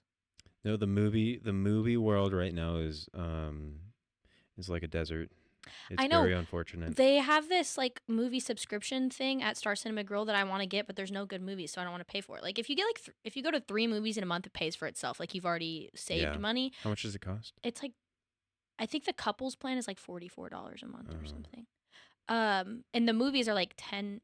I can't remember. Maybe it's 20. I can't remember. Either way, if you go 3 times, it's paid for itself because I was trying to convince myself to get it, and then I was like, I don't even like Bowen and I. That's our favorite day, just to go to the movie theater. Yeah. But like, the movies haven't been that great recently. We went and saw Wuthering Heights on Valentine's Day. I've heard that's good. I liked it. Bowen didn't. It was like the weird kind of movie. It was a I mean, it's off of a famous book. A Yeah, book I haven't read. I've read the book. I love the book. If you tell yourself it's not about the book, then it's an okay movie. If you tell yourself it's about the book, then it's not a good movie. It just doesn't follow it. It is just like it very romanticizes a super toxic relationship. Is Like, that the what whole the book is about? The whole movie, yeah, is about like generational trauma and like people ruining each other's lives, and they like make it like this hot, sexy romance. And she's like cheating on her husband, and it's hot, and it's like no, this is like he literally is trying to ruin her life, and they're like oh my god, you know. He's trying to ruin her Yeah, life? so not to explain, like I don't want to explain the whole movie, but What about the book? Like, I they feel like do spoilers don't like, go as bad with yeah, books. super spoilers. They do get like super super toxic of like, so they grow up together, they're like abused, and so that starts like the first cycle of like her brother abuses them when they're growing up, and that comes back later. I'm gonna get so into the weeds on this. I'm not. I'm gonna try and do such an abbreviated version, but basically, he's like an orphan that like their family takes in, and she doesn't. They love each other, but she's like, I can't marry him because I need to marry a richer person because you know back in the day, whatever. Like Well, she yeah, what time period is this based off of? I think it's like 18, like early 1800s. Was it written in the early 1800s? Yes. Yeah, Okay. like it's a product of its time. Like Okay. it's not like a past. It's not like a Bridgerton style thing. I should probably get this book. I It's feel like it's a classic. I have, yeah, it's definitely, I have like a collection of the Bronte sisters works and it's in one of those. Um but it's basically, yeah, she marries somebody else and she does like the guy, like she loves him in his own way, the guy that she marries. But then the first guy's really really pissed and comes back and is super rich after like he runs away and she's upset and is super rich and he comes back and like it's I can't even get into it without explaining it. And then he marries her sister-in-law just to piss her off and abuses the heck out of this sister-in-law. Like truly he marries her and he's like, I'm gonna beat you up. And she's like, she knows that and like still marries him. And then they're like cheating. It's a whole thing. They both have kids. He contrives to get their kids married and abuses her daughter after. Yeah, it's a whole, like, it's truly like so much abuse and toxicity and horrificness. And in the movie is like, hee, it's hot. They're cheating on, you know? So I didn't really, if you tell yourself it's not about that book, it's an okay movie. The Interesting. costumes are beautiful. I don't know if I'd like that kind of movie. No, and that's, yeah, Bowen didn't really like it very much either. It's not a boy movie. And Hmm. it's not even, I feel like, a girl movie. It's a, I don't know. I have a good buddy back home. He actually might listen to this podcast because I Shout told. out buddy back home. I'm not gonna say his name because I'm gonna call him out here. He watched and he was like, "Yeah, it was pretty good." I was like, "Okay, I trust you." No, and it's like, yeah. I don't think I would watch it again. Okay. Like, there are so many other better movies. Like, we watched Frankenstein in the theaters. That one was much more enjoyable. Mm. Another Jacob Elordi film. But Mia Goth is great in that. Costumes are also beautiful in that. Oscar Isaac, amazingness. That's like the new Willem really Dafoe. cinematic one, right? Yeah, yeah. Okay, And I need to see that one. that one follows the book much better than any of the other. I am like passionate about this, about book to movie adaptations, because there's not a good Dracula book to movie adaptation. There were no good Frankenstein ones, in my opinion. This one was the closest, and there still were a couple things. Like, I don't like the whole shipping Frankenstein with the girl. Like, that doesn't happen in the book. Like, she doesn't love him like that. And I hate that they perpetuate that, but I get for like modern audiences and like love, they have to. But I just want to, like, if a book is good, why are we changing it for the movie? That is true. Now, there are different forms of. Can you say there are different forms of media? Like Yeah. book media? Yeah. That sounds. Like, if you say something's multimedia, that's like, I agree, I think. It just feels weird to say that when it's not technology. I Yeah. guess it is technology, but not electronics. My But thing is just like, it's a classic for a reason. Why are we changing it? that is true. The issue is taking a any kind of sized book where there is a lot of detail Yeah. and essentially shrinking it down to a 2 to 3 hour segment of time where it needs to play in real time. Yeah. It would be very odd if it was um, everything that happened in the book and then I guess sped up or slowed down to fit that time period of Yeah. a movie. Well, no, I get that, but like, if you look at like Harry Potter, I feel like they did that very well. Hunger Games did that very well. Of it's Even with Harry Potter, it's they not had to like, cut a lot. it's not changing the story though. It's just like, it's not, you know what I'm saying? They're not being like, Yes. because in the book, he literally is like, they're not, she doesn't love the monster. That's not a thing. And so then they're adding something that's not in the book. That's I can fair. understand cutting something for time, but I don't want the story, I don't want a part of the storyline changed. I So agree. The Harry Potter ones I think are the best. Harry For- Potter does really good, and I'm scared for the new series to come out. Are they is she writing new books? Or are they N- making the movies off the new books? They're making an HBO like show like series based Oh, off of that's the risky. books. I know, I'm The scared. Well, I remember when Fantastic Beasts came out. I loved that one. The first one is amazing. Yeah, I It's don't so even think I good. watched the second one because I heard it was bad. It's so the problem is they change actors. Yeah. It was Johnny Depp, and it was the That's at why the I didn't time. that's why I didn't watch it. That's why I Yep. didn't watch It it. was really like I like the actor who I can't remember his name. I couldn't even tell you. I can see his face now, but Oh, that's he like The Witcher. I didn't keep watching The Witcher because they changed the actor. yeah, I don't like it when they do that, even when it's like a good actor that It they fully replace takes it me with. out of it because like that's not The Witcher. That's Chris Hemsworth. Chris Yeah, Hemsworth. yeah. No, but I books are something that like that's what I spend my time doing. So when I see a bad movie adaptation, it makes me angry. That's fair. No, if I read a book, if I spend the time and take the effort to read an entire book, and they make a movie on it, and it's a book I really enjoy, and the movie is nothing like the book, I'll be like, mm-mm. No, I've said this before. We walked out of the Scorch Trials movie because it was so bad compared to the book.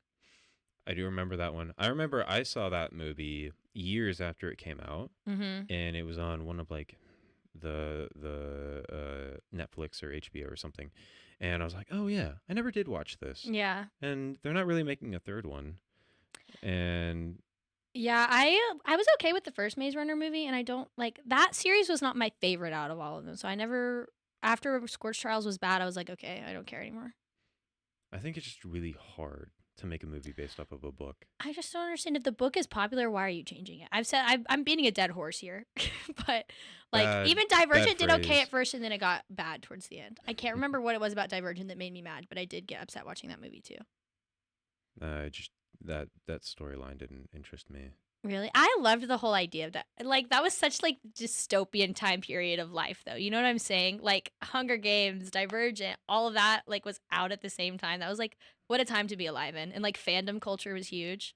Fandom I was a culture. Tumblr girly. Tumblr Yeah, and the fandom.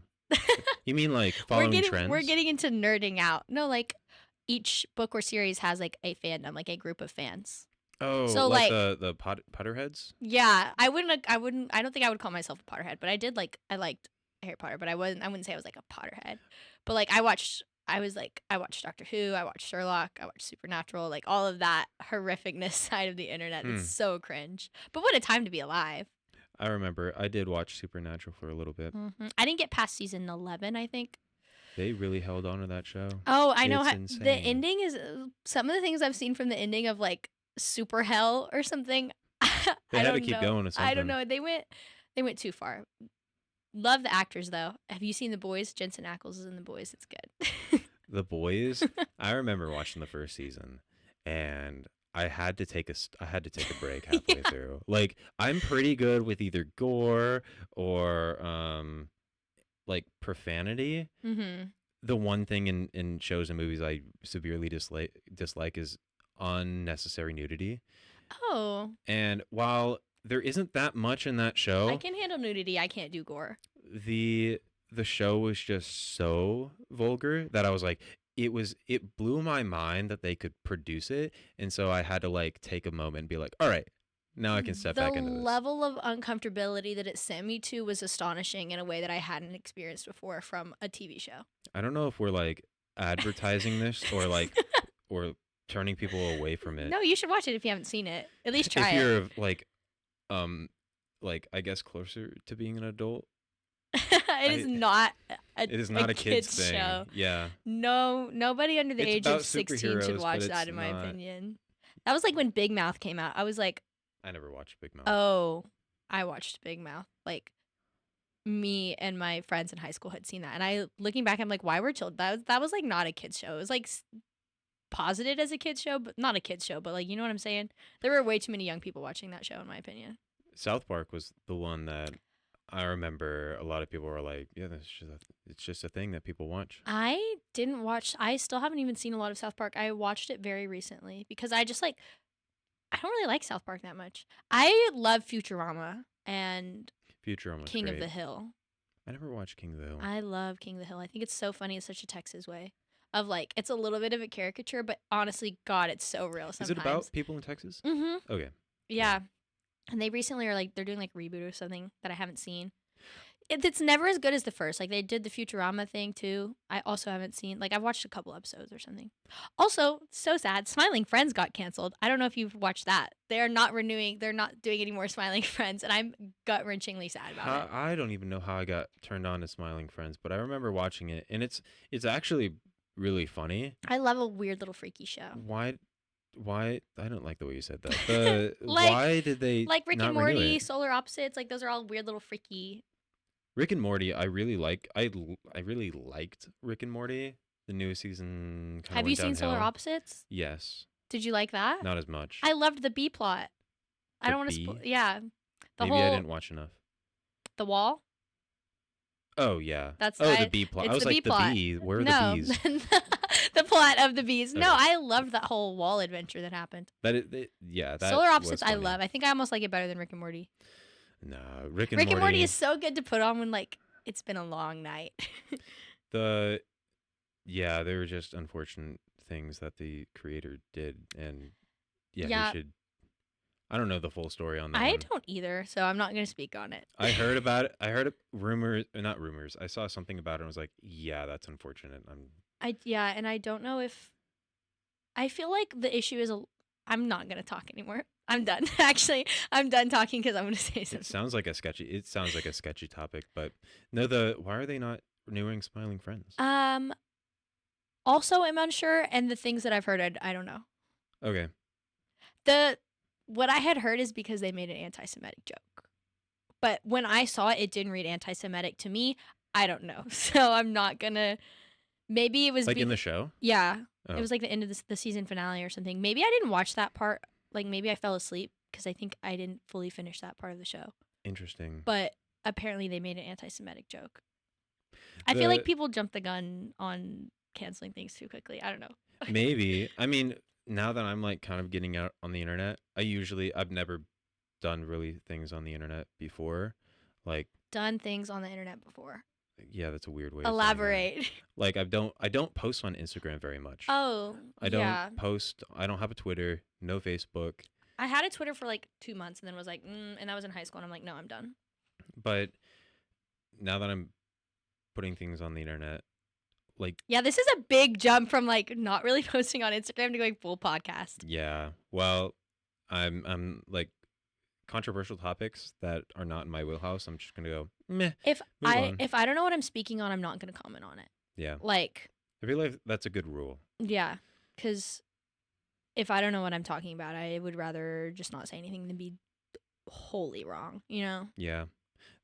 But jumping, that is crazy to think about, like no social media to jumping to podcast.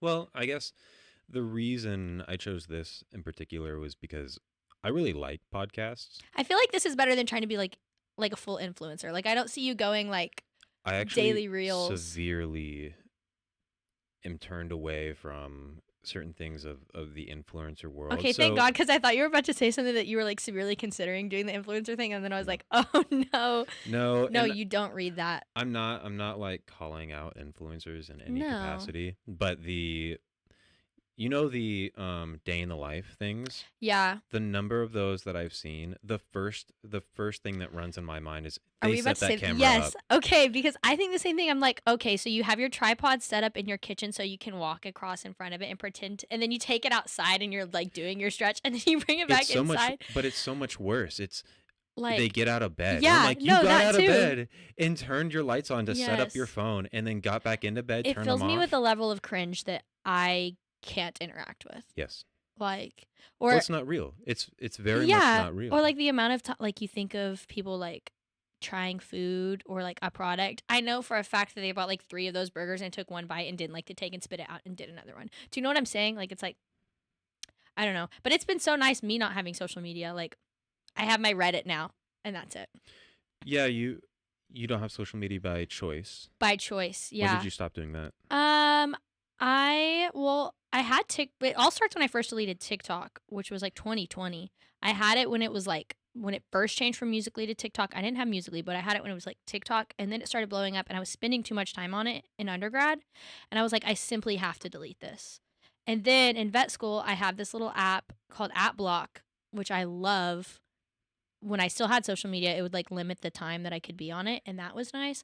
And then I just one day was like, I saw a reel and it was like, stop being lazy, like get off your phone. This is not the plan that God had for you. Like go live your life. And I was like, OMG, like that really struck me. And so I just deleted all of my Instagram, Facebook, all of that, Snapchat.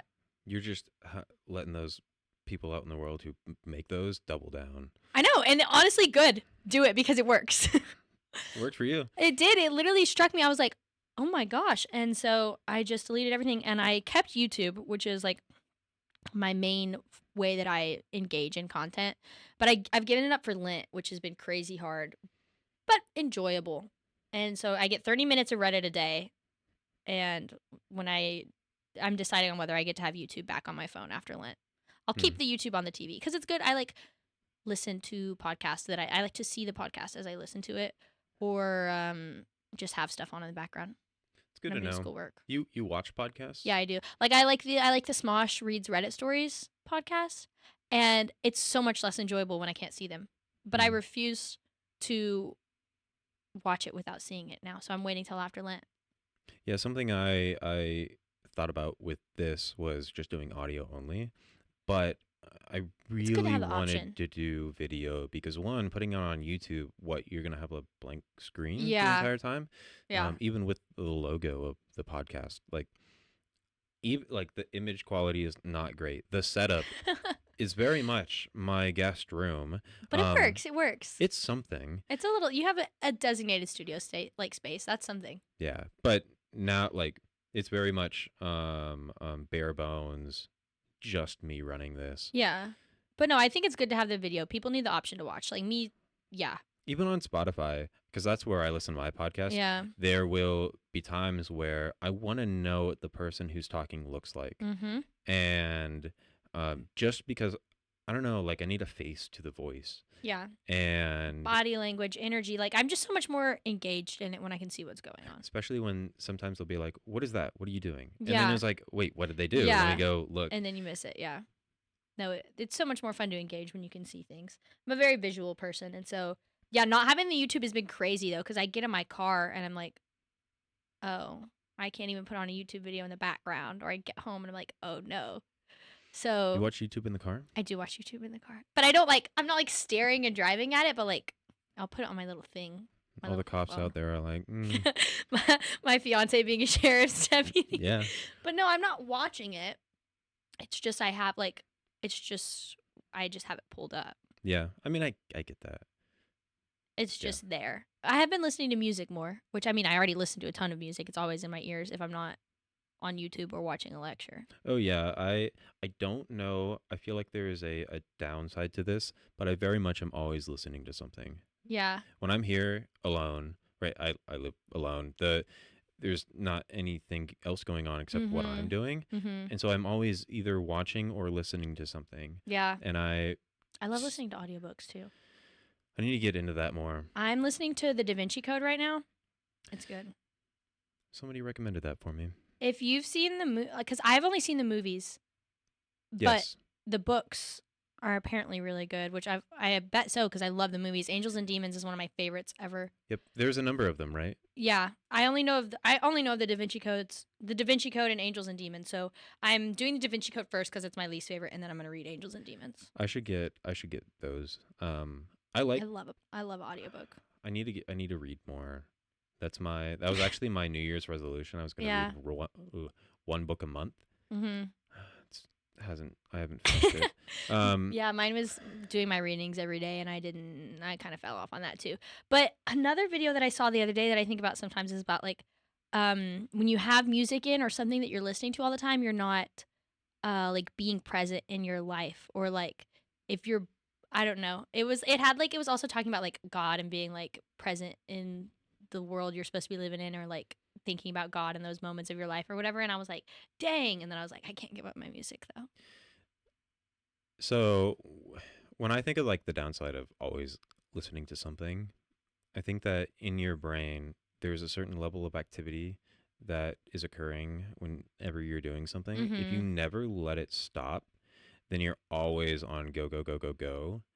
And like essentially when you listen to music, you feel something. That's why you like it. Yeah. Whether it's sad, happy, more descriptive, emotional words that we've gone over in class. In our feelings labs. Yes, Cornell would be. I should get a poster that A has all little the feeling sheet of words and it's it. We just can right there. point at it. Yeah. Um, but no, if you like, you need yourself to not feel something Yeah. for a second, so you can come back and, I guess, be more susceptible, It's like baseline attuned. sensory vibes of like, Yeah, yeah, I know what you're saying. I think you can numb yourself out of your attention span. Oh, yeah. I believe that. Like, especially with the social media and stuff nowadays, it's just like Yep. doom Y- scrolling forever. And like, people are so, yeah, desensitized is a great word of just like, If you want an ad for going to work out, that's something that like at least prevents me from sitting at home all day, either on my phone, computer, or doing something um, just inside. It's like helps me go outside, and mm-hmm. I get to look. Um, not I kind of like look up the entire time because that's the gym, but like at the ceiling, or like I You just pace. stare at the ceiling of the gym? Well, look, I will do anything to prevent making eye contact Yeah, fully understandable. or looking at someone and I don't know. I'm like Oh, yeah, no, hyper. I'm ribbing you. Like, if I make contact with somebody at the gym, I'm like, oh, God. Yeah, it's like the most awkward thing for Yeah. no reason. They're No, just it's people. just like, I don't want to be perceived when I'm at the gym. There have been a That's number why, of times yeah. at the gym where random guys will come up and I can see them walking towards me and I'm like, what's happening? And they come up and talk to you? Yeah, they'll be like, Ah! it's usually nice mustache. Yeah. I've gotten that a number of times and I'm like, I ah. fully believe that, yeah. But That's such a dude thing to say. Nice it mustache, is. bro. It's so nice. Like if you want another ad for the gym, Another if you ad for the ever gym. if you're ever thinking that people are judging you at the gym, they're not. If anything, they're looking at the people who go to the gym so often, like they're like super jacked and lifting heavy weight, either men or women. Like if Mm-hmm. there's a girl squatting 400 pounds, I'm gonna go, oh my god, like that's crazy. Like there's a girl Yeah. squatting 400 pounds, like Yeah. I can't do that. But the girl, across the room who's doing like hip thrusts or something, like I don't even notice they're there. Yeah. So like I feel like girls I've heard um feel more awkward in the gym, I do, especially yeah. when guys are around. It's like they're probably not even paying attention. They're probably looking at the guy in the corner who's on steroids, just like Absolutely jacked. screaming, lifting a bunch of weight. Yeah, no, I hate in-person gym experiences. I don't like workout classes either. Like I thought maybe I would try that. Uh-uh. I don't like working out with other people. I don't want people to talk to me when I'm working out. I don't want to be perceived. I am not there. And then I'm like with a friend or something and like I know I can't do that. Mm-mm. That's fair. It took me at least a year to feel comfortable like working out with Bowen. Hmm. Like I don't want to work out with other people. I I just like being in control of my workout. Mhm. I have done the class things. Kind of. I did a yoga class once. It wasn't bad. I'm just not a Are you yoga not good at guy. yoga or what? I'm not that flexible. Like at one point where people were doing handstands and I'm like, look guys, I weigh more than all of y'all. Yeah. And so Gravity upside is not down, your yeah. friend. Granted, I have now been working on my handstands, Yeah. um No, yoga is a great thing to get into. even I can't. weightlifting classes That's or like a interesting. personal trainer, someone Oh, telling me like, hey, yeah. especially now, I started working out on my own in high school. I want to say we got our gym set at home my junior year. Even before then, I went to like local rec centers in my neighborhood Mhm. and did my own thing. But I spent hours just on YouTube looking at how to do things, how to work out, what to Yeah. do, what people like in different weightlifting sports are doing. And like over time, now there's like an actual gym culture. Back Mhm. then, it wasn't as big, or No. it was more of a smaller group, more of a fitness influencer. No one has any idea what they're actually doing. Yeah. And today, like, you can learn just about anything online about For how to work sure. out, and now there's the science-based gym bros that walk around. Science-based gym Have you bros. not heard about science-based lifting? No. Oh, yeah, it's a big thing. When would I have heard about that? I'm on a different side of the Tell me how internet. I would have heard about science-based gym bros. I don't know. They're Is this where you heard about eating dry oatmeal from? no, I made that up. Look, there's nothing wrong with it. No, it's efficient, and I can appreciate the efficiency. Yes. It's like canned chicken. Yeah. Look, your GI tract probably doesn't mine definitely didn't appreciate this type of diets that I've tried, but they If get it works, it energy in there. works. Yeah. Now I'm kind of focusing on a Okay, more but wait, now balanced. I'm intrigued in science-based lifting. So, You dropped that and then didn't tell me anything about it. I don't know at what point the title started to grow in popularity. Cause I thought like just the general things of lifting were like already science-based, Mm, like so back in the day, hypertrophic. I don't know, like like 8 hypertrophy. reps. Yeah, so Like I thought that was already like very science-based, it is technically like because it's stretch. physiology. Yeah. It's all lifting itself and exercise itself has always been a physiology and science-based thing. The thing is that you can do it without understanding what's happening. Yeah. So back in the day, like there has always, I'm not going to say has always been because 300 years ago I didn't know if 300 they years ago. existed, but like physical therapists and exercise coaches who knew about and know about science things like calories and Mhm. specific diets and specific exercises and anatomy.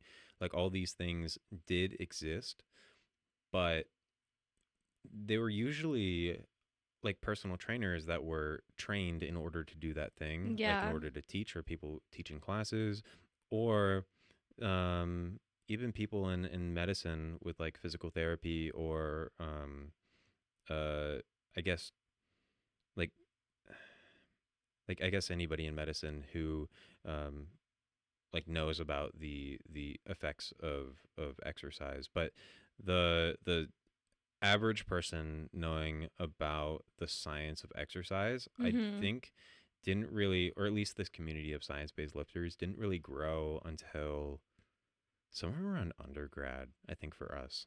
So that had to have been 2020 to 2024, Yeah. somewhere in that time frame.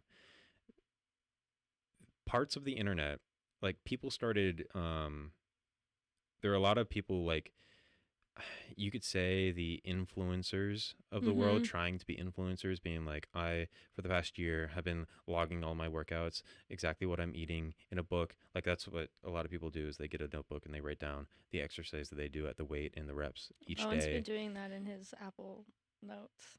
And if that works for those people, that's great, I think but it more just helps him remember how many times he's lifted in that month. I think it's a motivation thing for him of him that's being fair. like, I need to lift more when I can see the days that I've lifted.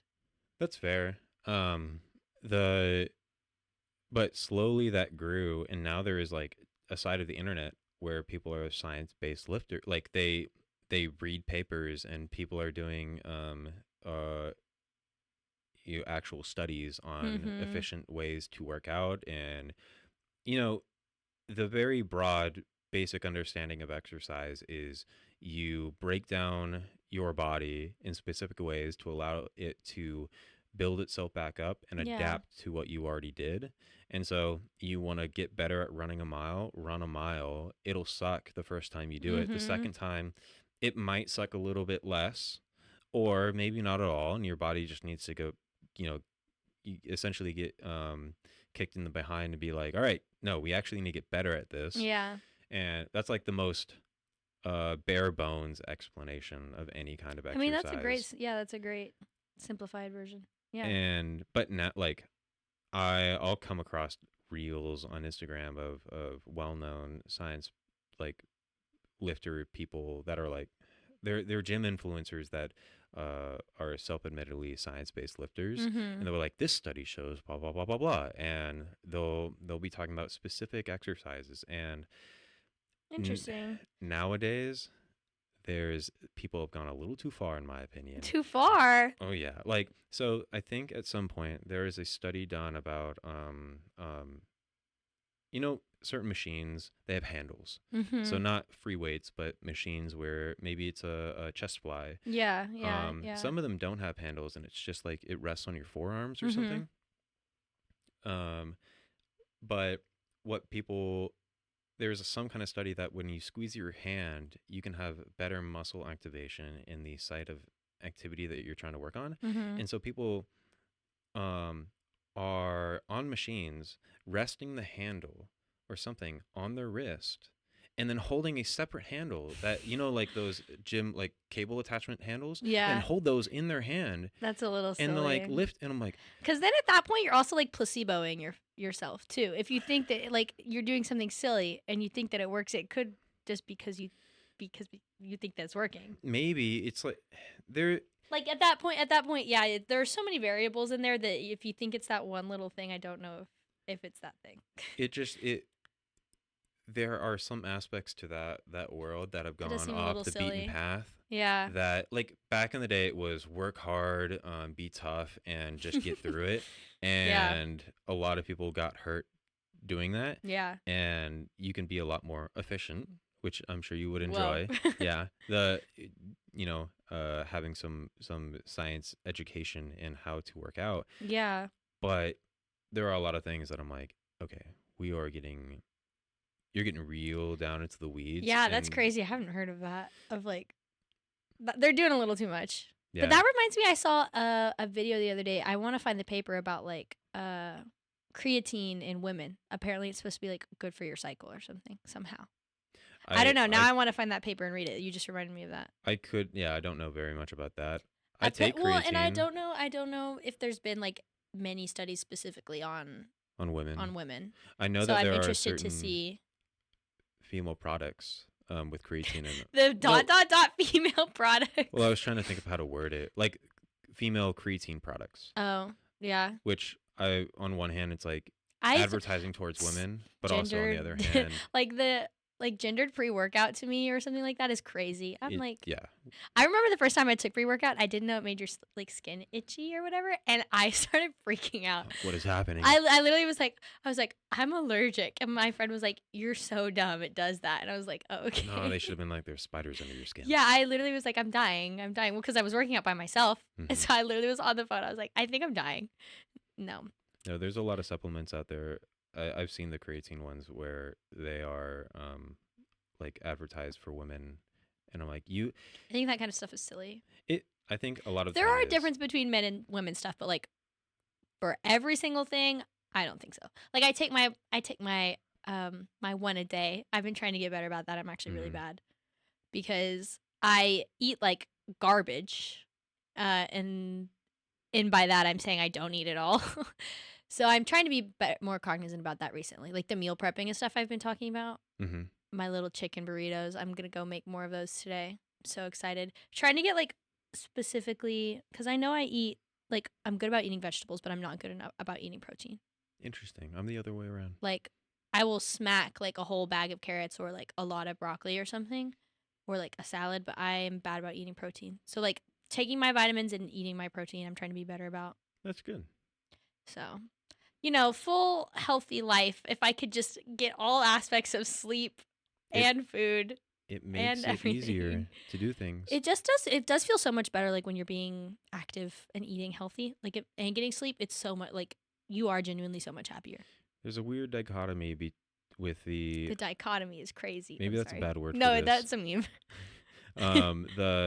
The reality that when you work harder to be proactive about your w- having a well-rounded lifestyle, while it's a lot of work and takes energy, you feel better and you're more efficient and proactive. Yeah. And but the problem is that falls apart when you get tired. You like the royal you. Like Yeah. when anybody gets tired, that's one of the first things to go, and it makes it harder to keep Mhm. going. So, Mhm. which is very, it's an interesting issue to have. Yeah.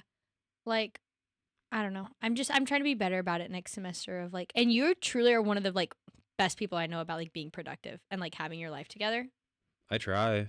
Like I went and stayed with Emily's family in California this summer, and I was like, "Oh my god, they have it together up here." We're waking up and going to hot yoga before work, which I was first time I'd ever done hot yoga, and it was so much fun. I hated it, but it was fun. Do you know what I'm saying? And it was like waking up and going to hot yoga and like actually eating breakfast and then going to work and taking a walk at lunch and like taking a walk after and making dinner all together. I was like, you guys are so productive and I wish I could live that kind of life. Like they are so regimented but not. Does that make sense? I just want to be productive like that. That's a goal of mine, but I'm lazy. No, I think Again, I anybody bounce from can. efficiency and laziness. I think anybody can. I You think just kind of have so. to force yourself to do it. I think so. But I don't know. I just want to get through school right now. Actually, I don't know, that might be a lie. I love being a student. It's so much fun. Yeah. Do you find yourself wanting to be a forever student? Yeah, I do say that. Like if I could literally just but I okay, so I love exams, but I don't like again, we've talked about this. I don't like quiz. But like I'm reading the textbook. Like if they send us with notes, I'm reading those entire notes and making notes on them. I'm reading the DI textbook. Like I'm doing all that outside of class. So like I enjoy those parts of being a student. Like I really do. If I could just take classes for the rest of life, I totally would. You can. I think it's called CE. Yeah. And also, here's the thing, like there is, I think, a subset of students who really do enjoy school. I'm not one of those. I like doing the thing, and Yeah. we're getting ready to do the thing. Like we're sitting in class learning about how to do the thing, and I'm like, "No, no, no. I want to go and do Okay, that thing." I will say, like, I still do. There is something so super incredibly satisfying about like being out and getting to apply the things that we've learned. Mhm. Like, we were literally talking about, we just did gastropexies in our surgery classes. And when I was doing my vet thing the other day, I was talking with one of the clinicians about, like, we were talking about different surgeries and we were talking about a gastropexy. And then it was crazy because after we had talked about it, then we got to go do it in like our little surgery class. And I had so much fun. And I was like, I got to tell him, I was like, I remembered like we talked about this in the gastropexy and I did it. So that was like, there's something so fulfilling about that. But I do love being in a school, like Mhm. doing the school thing. I do miss working a lot though. I think that there's an important transition between being a student to becoming a, which word do I want to use? A individual who's producing some kind of task. And I Okay, yeah. say task, like it doesn't have to be some kind of product, but it has to be something. You're like contributing. Yeah. And You're doing a thing. not only do you need to be contributing to some kind of something for, I guess, your environment, Mhm. but also helping others grow in the thing that you're doing as well. So, for Yeah. example, I remember this had to be early high school. I took a Dave Ramsey money management class. My parents used to love Dave Ramsey. As soon He's a as you funny said that, guy. I heard the like coin thing, the theme song in my head. That was crazy. One of the classes that they had in ninth grade was a money management class, and it was essentially his course, and they Mhm. bought it for you, and you did it on a computer. And one of like he had five core things or whatever about making money or being financially stable. Four of them I forgot. I think I could come up with them The one eventually. stuck with you? But the last one was like pouring out your bucket, which is like a analogy or metaphor for um when you're growing in anything, you're taking things into your bucket. Like you're Mhm. essentially filling up your bucket. Eventually your bucket gets full, kind of like you could always grow as an individual, but you get to a point where you could then start pouring your bucket into others. Oh, I love that. I think with education, there are a subset of people, again, I'm not one of them, that can fall into the trap of w- wanting to stay in the I want to keep filling up my bucket. And Mhm. well, that's great. It's a good trait to have for school. It's what I think gets people Yeah. really far in education and really successful. But at some point, you need to then turn around and be like, all right, now I need to produce Yeah. and do something. And I think, I hope that in that transition, that people find that not only you don't have to stop learning, but you can I think there's something probably more fulfilling in doing that. I think it's what drives people to be teachers. Yeah. And also, I think teaching helps you solidify what you know. So, Mhm. um, yeah, I know of a couple people that I've talked to since starting vet school. They're like, "Yeah, I just love school and I want to do this forever, but I know I can't." And I'm like, "Well, you need to like figure out how to switch out of that." Yeah, yeah. And there's also something you said for like lifelong learning. If you like school, you can seek out those opportunities later in life again, like with CE or like things like that. But I feel like some of us are already like in school, like learning how to do the pouring out of your bucket is what you said. Like Mm-hmm. with the I'm like a PSL, peer support learning facilitator. I asked you a lot. You brought up a lot of acronyms the first time we recorded this, and for whatever reason, I was just like, "What does that mean?" Because I Yeah. was thinking like, "Oh, some people are not going to know who." Like, I'm a tutor essentially. yeah, And I feel like that has been really fun of it's Fizz and I love Fizz, so I've gotten to help like talk about the things that help me remember things or like little analogies and things like that that again, yeah, you said like reinforce the material, but I'm also passing something down and like getting to use the things that I've learned still in an academic setting, which has been fun. I like that. I hope I get to keep doing that in the future. It does satisfy. I love to teach. It's like it helps mollify the little teaching bug in me. do you think you would be a professional teacher at some I point? think I would be such a cool professor. I Yeah, what think does that mean? I don't know, but I think I would like it. Like I just love when I'm explaining something and I can see the moment that it clicks in somebody else's eyes what I'm talking about. I like love that moment so much. And so anytime I have the opportunity, and obviously I hate like I don't want to step on people's toes while I'm also still a student. So I try not to like I don't want to be that person that's like explaining something to everybody all the time when they didn't ask for it. But I it also makes me so happy when people come to me and ask for help on something or like and they're confused about something that they trust in the fact that I'm going to be able to like explain it to them and I can tell them in a way that they'll understand. I don't know. I love that feeling. Yeah, Mhm. yeah, I think you would be a good teacher. I I f- think I I've feel seen like you and yeah. Mara work together as a as Mhm. tutors. And we were a great team. Like we very much balance each other out of like we both think about things in a slightly different way so we were able to like hit all the bases, Hmm. which was good. But I love professors when they give us like written notes. Oh, that scratches my brain so well. Like I feel like that's the kind of like I would be giving objectives, like written notes. I don't know. I love all of that. Like I like the structure. Like when a professor is very structured and we have like I don't know. No, I get that. Some of our anesthesia notes lately have been making me want to rip my hair out What do you mean? because they're not that. That I like I don't like slides that are just like pictures on them or like and there's like four words. And it makes more room for people to write in their own notes. But if you're going to give me that, I also need something else from you. Like I need a little more. yeah, anesthesia is one of those classes where it builds off of essentially other classes. Mhm. It's just like an application thing. Yeah. And so it's pharmacology I've been in loving anesthesia. practice Yeah. and physiology in practice. Mhm. I guess that's why I have been liking anesthesia so much. And it's problem solving. It's like especially like when we've been talking about like when things go wrong. It's like what do you do for this and it's a puzzle of figuring that out. Hmm. You think you'd be an anesthesiologist? Probably not. I really like it though. That's one of my problems. I enjoy everything. I think it's just because I like school and I like vet med and I like doing the do. Mm-hmm. So I don't know, but I don't think I would actually do it. I feel like it's not boring, but like I need a little more variety, just a little bit.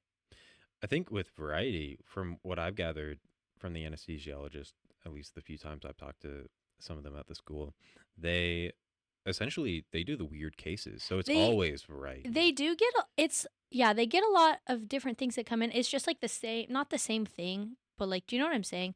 And I did like doing anesthesia. Like I've done a lot of anesthesia monitoring and all of that stuff, but I do get like I don't know. I don't know. I just need something a little different, I think but I do like it. there's always going to be an aspect, at least in vet med, where whatever you do, there's going to be some kind of repetitive nature to it. Yeah, there's gonna be repetition and variety in all things. Like there's nothing that you truly are doing the same thing every day, and there's nothing that is like always something different. Yes. So, I remember for one of our labs, we had Cornell talking to us, and she was walking around the room, came over to our group, and someone was asking about a surgery question. Right, she's a board certified hmm surgeon, and we were talking about the surgery. Someone brought up like, oh, being interested in surgery, but they were like they want the variety, they want the new weird stuff, and she was like, I feel like surgery is one of the ones that has a lot of variety. Am I crazy for saying well, what she said was is like a TPLO is really cool. that? It is. It's for those who don't know, it's one of the surgeries that you can do when a dog's CCL or uh, other. It's also called ACL, but not really called ACL. When those rupture, When the, their knees are messed up. yeah. Um, but it's a common thing that happens that a lot of us know about, and she was like, yeah, TPL is really cool, especially the first time you do it. The fourth time you do it, it's just like any surgery you've done Yeah. the fourth time. It's like it is still complex, just like any surgery is complex. There's always risks, and you need to be vigilant in what you're doing. Mhm. But she was like, yeah, there's at some point when even those things they become repetitive, and Yeah. the magic is somewhat gone. So I get in the moment, she was like, her advice was, it's like if you really want to do something like that, make sure you like it for what it is and not the initial Novelty. magic, yeah, and Yeah. novelty. So That's a good point. No, yeah, I have no idea what I want to do. I'm thinking of I've started to make a list of things that I know I don't want to do. yeah, I don't want to do parasitology. I don't want to do dentistry. There was another one I added the other day that I was like absolutely not. I can't remember, but I'm starting to I don't know. There's nothing that's jumped out. So, yeah. I somewhat am in the same boat. I remember I did an externship at a ER and surgery center with mhm. SVP, and which is What one is of the SVP? Southern. Well, I guess they're not SVP anymore. They're MVP. Um, and they the location I was at, right, just had the surgeon there and then the ER. But next across the street, not across the street, right next to it was a dentistry building that was run by the same company. They mhm. just had two separate buildings for them. And one day, it was like one of my last days. They were like, "Hey, they're doing a cool surgery. You should go watch it." And I walked over, and there's a shoot. Now it's blanking my mind what it's called. When the the palate doesn't form correctly. Palatoschisis. Yes, palatoschisis. Um, I eh, only know that cuz schisis. That's the word cuz I have schisis. my eye problem, retinoschisis. Yeah. Oh. Yeah, the layers of my retina are splitting. Oh. Oh. Yes, you brought that up at some Not point. blind yet, hopefully. Yet. Um.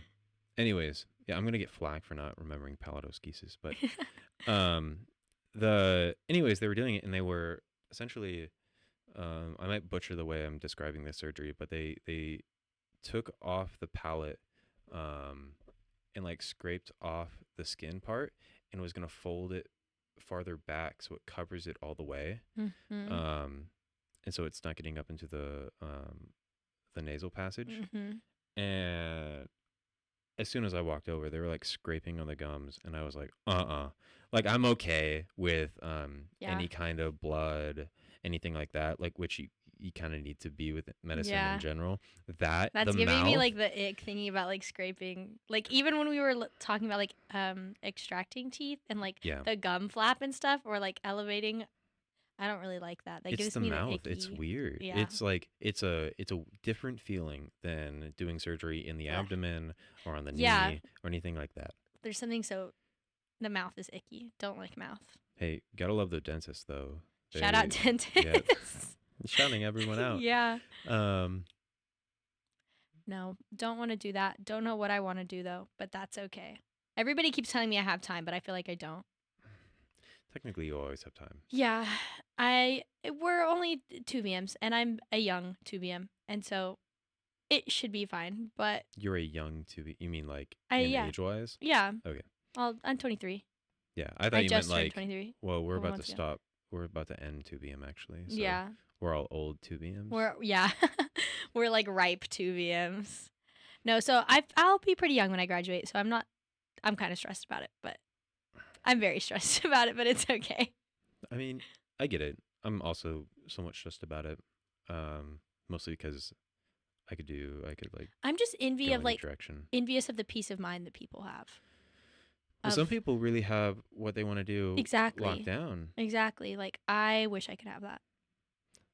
Yeah, well, I remember first starting vet school, a lot of the clinicians and the faculty members were like, "Hey, you're going into this, and a lot of you like really want to do either just small animal Mhm. or bovine only or stuff like that, like equine only." A lot of people have their mind set on something. They're like, some of you guys are going to change your mind, and some of you don't know what you're going to do, and you're going to find out what you want to do. Like Yeah. they're like they encourage us to keep an open mind Mhm. for as much of it as possible. So I feel like I don't like not that I have too open of a mind, but it doesn't stress me out to have an open mind because I already changed my mind on wanting to be a vet or not. So like that I'm chill with. It's like, yeah, I don't really know what I want to do, but then I'm also like family tick tick tick, like graduation tick tick tick, where are you going to live tick tick tick. Like I don't know. the only one rushing you is you. I How dare you give good advice about that? Like there's no one over your You're shoulder like, "Hey, so you know casual, this." giving like a 4 or 5 sentence. Just chill. The only one rushing you is like, dang. Okay, you're right. Whatever. Sorry. No, but I hate that you're right. Like, The It is weird to think that for whatever reason people are pressured to there's meet a deadline. yeah, There is there's no no deadline. external pressure on me about it right now. Like, I'm literally the only person stressed, and I mean that's for most of the things that I have anxiety about. It's literally only me causing the problem. Maybe it'll force you to do it though. You need some kind of pressure. Kind of like your schedule. Yeah, I just yeah. I don't know, dream job though, like when we were in our like research elective, I don't know what it was called, but when we had all these people Research and coming. discovery. Oh, you knew it. It was a good class. I like it. Yeah, no, I enjoyed it more than I thought I was going to. It was different than what I thought it was going to be, but it was still really fun. Like when they were talking about their different breakdowns of getting to do like clinical work, research, and teaching, I was like, "Ah, what a dream it is to even just be split between those things. Like that sounds like dream job to me to be able to do those three things. You Well, can. and you could teach even if you're not like a specialist or anything. Like you can be teaching in all ways of like, you know what I'm saying? But yeah, You can do that. I know. I just don't know. I just there's so much uncertainty of like I don't know. Yeah. So we'll find out. I'm gonna just keep doing what I'm doing, and hopefully we'll figure it out eventually. Because you want to have a family. I do want to have a family. I want to have a family like the youngest that I can have a family. I would like to do that. Cause not that like Bowen is ancient, but he's a couple years older than me. Like we do want to be like relatively young parents. Mm-hmm. I have young parents. Like it's nice to have young parents. Like Yeah. I be growing up and being able to have so much time with my grandparents was I don't know, it's important to me after like we've lost a couple between Bowen and I this year. That sounds so bad, but it made me very thankful for the time that we did have, and I would like for my kids to have as much time as they can have with their grandparents. And I don't know, I want to get that settled and figured out. And if I have to wait a little bit longer on the career stuff, I guess that's okay. Cause I don't think there's a best of both worlds situation. Unfortunately, I can't have my cake and eat it too with that one. I don't think. It's tricky, and I feel like it's uniquely tricky with you being a girl. Because I want something similar. Yeah, The I personally don't feel as pressured to get it done right now. yeah. I joke all the time that I'm just gonna get my DVM and then be a stay-at-home mom. Like I tell Bowen that all the time, which would be great. Like I don't know. I just yeah. We'll see. Yeah. If my parents are nearby, that would obviously make it much easier on me. Like yeah, we talked about like as a girl, I'm not that there's anything against preschools and daycare centers and anything like that. I'm not saying that at all. I just grew up with stay-at-home mom, and I really enjoyed it, and I felt like it did great things for my development. I grew up in pre-K. Yeah. And I turned out okay, Yeah, I you think. turned out, I guess. You turned out fine, I I'm not guess. too weird. Not too weird. All the guys in our class are like, no, no, no. Don't let this guy lie to you. No, I just am very particular about things too, and I'm trying to control something that I know that I have no control over, and I know that I need to chill about it. So I know I'm neurotic, but at least I know that I'm neurotic. Hmm. So it's okay. If you're running into a wall, is it better that you know that you're doing it, or would Yeah, you rather be ignorant of it? yeah. Know that you're running into the wall, Is because being naive or because at least I know that I'm being kind of unrealistic, and it's not going to be as much as a shock when it doesn't work out. Because I'm hmm, not delusional about it. I'm not delusional about the fact that not everything's going to line up exactly the way that I want it to in life. you can do the be a mom thing and still work. Yeah, I know that. It's just, It's really it's hard. really hard. And I say that not as a yeah, personal experience. I know mom people. Tyler, mother My Tyler. mom did that. My mom Yeah. worked really hard and had Yeah. kids. Well, I mean, my mom did go to work. It was just when we were kids that she was a stay-at-home mom. But I like being in vet med, it's especially if I do think I want to specialize, like that's if I just did GP, not that that wouldn't be difficult, but that would be a little less difficult. Hmm.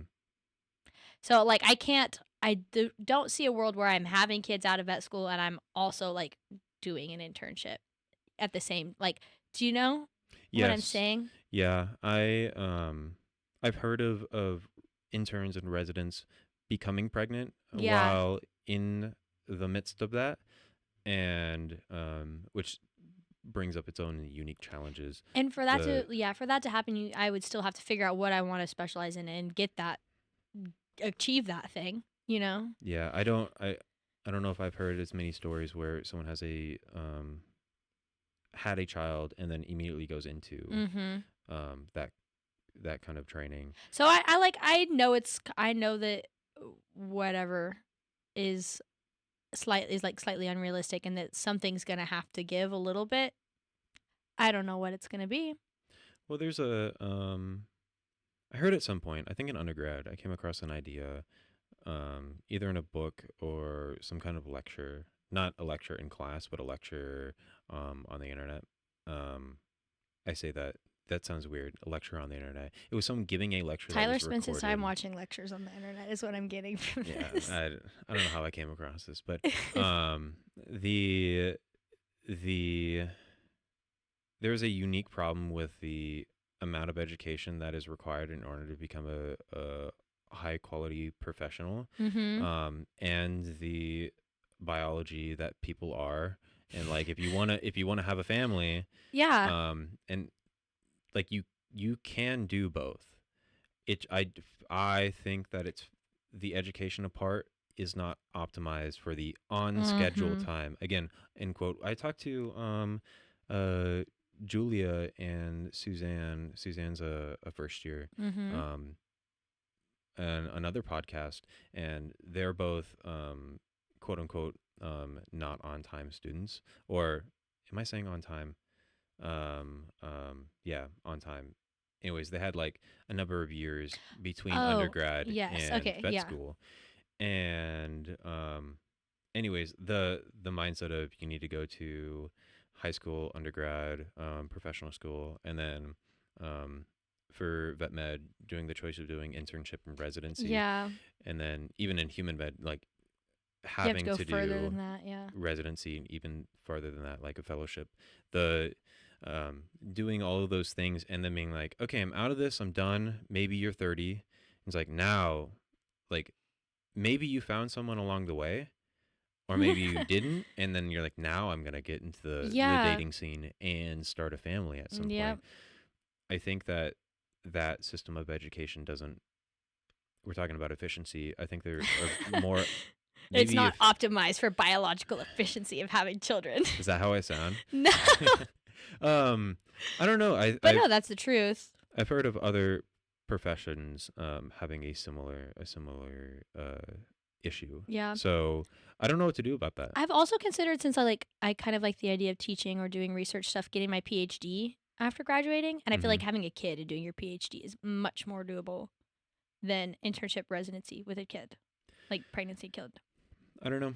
I haven't had a The PhD. vibe that I've gotten are like that PhDs are much more like chill at your own pace vibe. Maybe And because so residency is very much you're in the hospital and yeah, you're doing what the and hospital needs. PhDs are not that as much. So that's on my list of things to like look into and ask people about that I know that like have done a PhD. You should talk to someone who did do the whole family thing and work thing. Yeah. Yeah. I know would like to. I'm going to ask Cheney, my mentor, about like if she knows anybody, cuz she was suggesting maybe I do something like pathology or something that is like not as sought after, and also you don't have to do an internship first type of thing. But I love pathology. I Hmm. freaking love it. But I would like to see animals. Yeah, animals that are still alive. Yeah, Right, pathology for people who don't know is essentially the people. it's evil physiology is what I call it. Nah, I guess It's like what you're you're explaining, doing the the things that have gone necropsies wrong. Yeah, essentially, yeah. figuring things out that went wrong after the animal has passed away. It's evil anatomy phys. That's It's not exactly what it evil. is. It's It's like the just evil version, but like you no, just it's can't fun. fix it It's fun, anymore. but it's the evil version. Um, But but yeah, yeah, I mean that could work out. that's been on my radar. And then I had one of our friends tell me that I would be wasting my potential if I did that. Pathologists are Well, important. no, like if I did a PhD. Oh, PhDs are I important. know. I was like, I feel like it's not wasting my potential. I like she genuinely was like, don't do that. She was like, you have so much more you could give. I was like, this is just a stepping stone. Maybe they just have the mindset that it is more prestigious or better sought Yeah. out to do something else like a residency. I think it's more about, yeah, like not wanting to be somebody that just spends all the time in the office one day, like all day. They were like, you should be out, like you can do a lot of good actually helping animals and like you know what I'm saying, like doing the doctor thing, You can, which I but could see you that. could also do a lot of good Yeah. doing PhD things. So who knows with that one? That's the big what if question on what the heck are we gonna do after school. Do you think that's going to guide you on where you go, or is where you go going to guide you on what you do more? Like after I graduate, like where I Mm-hmm. live. Mm-hmm. I mean, obviously, where I think it goes both ways, right? Like, I really don't want to have to. I would rather where I go be more important than what I'm doing. Is that what the question Mm-hmm. was? So, I don't like, know though. That's you put a heavy one on me because I'm not sure. Like because you want to be close to your family. that's and I think the location of being close to my family is the most important thing to me. At least while I have young kids. Like when my kids are like older, like my parents moved right after we graduated high school. Like I would do that. Like that would be nice. Like that then I don't care really where I am. But like while my kids are young and in formative years, I would like to be near family. Cuz once everybody's older, it's so much easier to travel. Like Yeah, even I've driving like heard. 3 or 4 hours as like college student is so much easier, Mm-hmm. you know? So that I feel like I guess is my answer. I would love to stay around College Station and then like when we're older, like retire and be out in Coleman area. Or I would love to stay in College Station forever. Actually, I love this area. I That's love a the cool school. town. I love the people. It's a little too small for me. I like it. I like that College Station is big, but it feels like a small town. What? It compared to where I went to school, I guess yeah. but it feels like a small town. But it's like holy, we have a real mall here. And You should come back to the I've DFW heard area. people complain, and I've been to the Galleria and stuff. Like Oh, yeah. but like I'm telling you, the closest mall from Coleman is 30 minutes away, and it's not even a real mall anymore. All it has is a Chick-fil-A. I think the Bath and Body Works shut down. I think it literally might just be the Chick-fil-A and the movie theater that's keeping the whole rest of the mall does not exist anymore. I mean, You have to go to Abilene. Have you been to the College Station Mall? Yeah, I have. There's actual stores in there. There are. There's a lot of food them are court in vacant. there. There's a food court in there. Oh, I've never gone there. That makes it a real mall. No. That's the criteria. There's Some shops and a few there are courts. there's only a couple of things that are vacant in that mall. I haven't been in a while. If I Last can, time I there's a Dillard's there. there's a That's Dillard's there. that's I've like been the to that main thing that Dillard's. makes it a mall. It has the Dillard's. Dude, It shout out has Dillard's. It's a good place to shop. what? I don't shop very often, and when I am like, I need this thing, I Yeah. go to Dillard's. You're and a they Dillard's usually have it. guy. I I just thought about calling you a Dillard's guy, and that was really funny to me. I'm sorry. I Hilarious. if I have like an event that I need something like I do, I'll just walk around the mall. There's good stores in that mall. I Hmm. like the Francesca's. They've I got American Eagle or something. I don't American know. Eagle. Urban Outfitters, maybe they have Oh, one there too. I don't go to the mall that often, but there is a real mall here, and that makes College Station bigger. But it feels like a small town. eh. You're like, yeah. There's a real highway. It's Yeah, not there's like more. a There's more than just a Dairy Queen. We yeah. don't even have a Dairy Queen in Coleman anymore. Our Dairy Queen shut down. Hmm. It was Sonic We didn't have Dairy Queen in and four the. Alsops. We didn't have a Dairy Queen back home for me. We just had one. Y'all didn't have a Dairy Queen? Not really. That's crazy.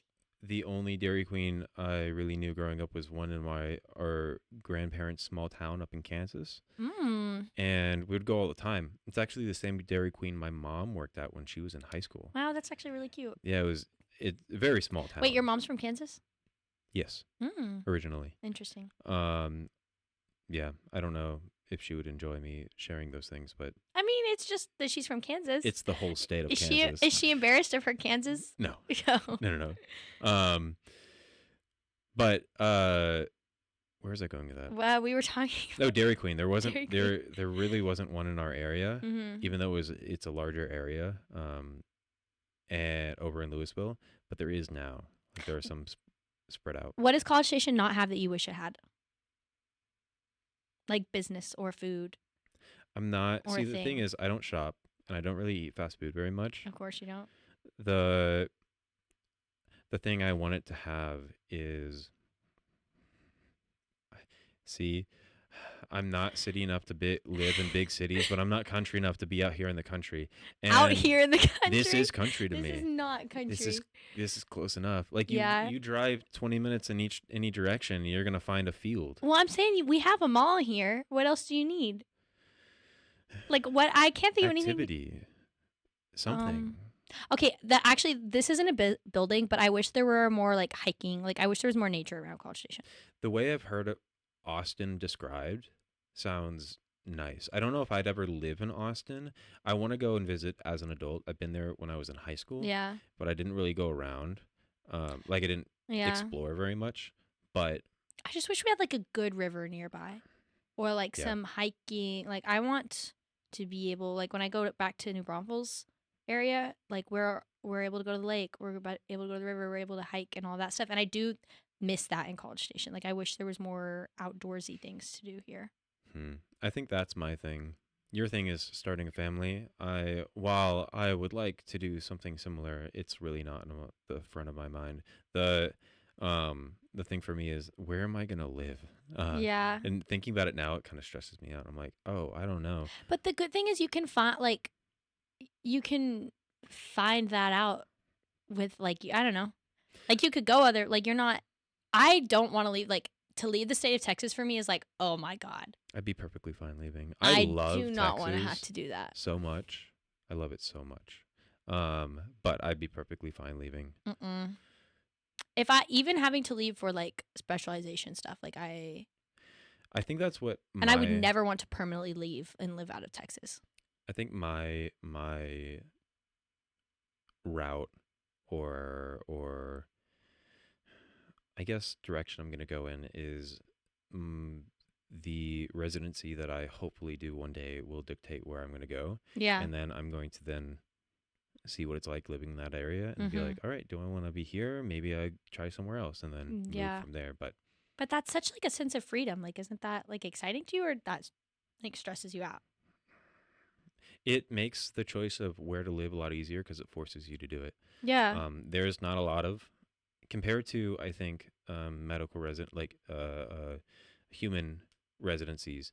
Uh, Veterinary medicine has enough to where you're like, okay, I have options, Mhm. but um, it's A&M has their teaching hospital, and you could do one there. Mhm. Nowhere else in the state of Texas can you really do a resident unless you do private. Yeah. I think. I There's don't think private tech. internships and stuff all of that. I don't know if tech offers any kind of residency thing. I don't know. They might in the future. I don't know if they do now. At some point, I don't want to talk about it unless I know. So Once again, if yeah. you're curious, look it up. But Don't, yeah, we don't know what we're talking about. outside of those couple of options, like you got to start looking outside of Texas. Yeah. So I would maybe Colorado. I don't mind Colorado, but I wouldn't want to actually live there. I visited Colorado's vet school, Yeah, what'd you think? and there it's different. So there, from what I gathered from the tour, if you're from if you go to the Colorado vet school, and I'm butchering this description, I apologize, but this is what I gathered from y'all's tour. Get in the comments. Um, no one's listening to this. The the classroom part of the vet school is Mhm. on main campus, and it's kind of in the middle of all the buildings. Oh, And it's a subsection of one of the larger buildings, I think. Or maybe they have their own independent building among the other undergrad buildings. mhm. And right, they have their own key card or whatever fob to get in, and only the vet students can get into that part of the building. And it's designated for them, but the way that A&M has it, you have three separate We're a buildings little bubble over for, there. I love yeah, it. which I really like because I I can kind of like separate undergrad and vet school now in my head. I'm like, now I'm here Oh, in vet school. Over there was undergrad. Here that's I'm in vet interesting. school. Because I was in the Yeah, because BIMS as a BIMS, buildings. which I cannot imagine undergrad in the vet school as a BIMS major. Well, we only did some of our classes in those buildings.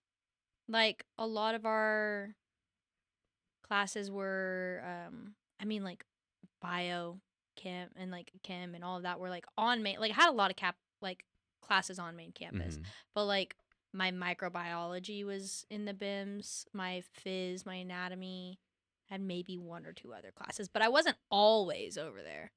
Even my like intro to BIMS was at the NCTM building, which is near the vet school, but like not like it was like weird. I only had like the last 3 semesters. I would maybe have one or two classes I had one class. It was a physiology with Dr. Blue, there. Mm. and it was in one of the. Wait, Dr. Blue, like, Hmm.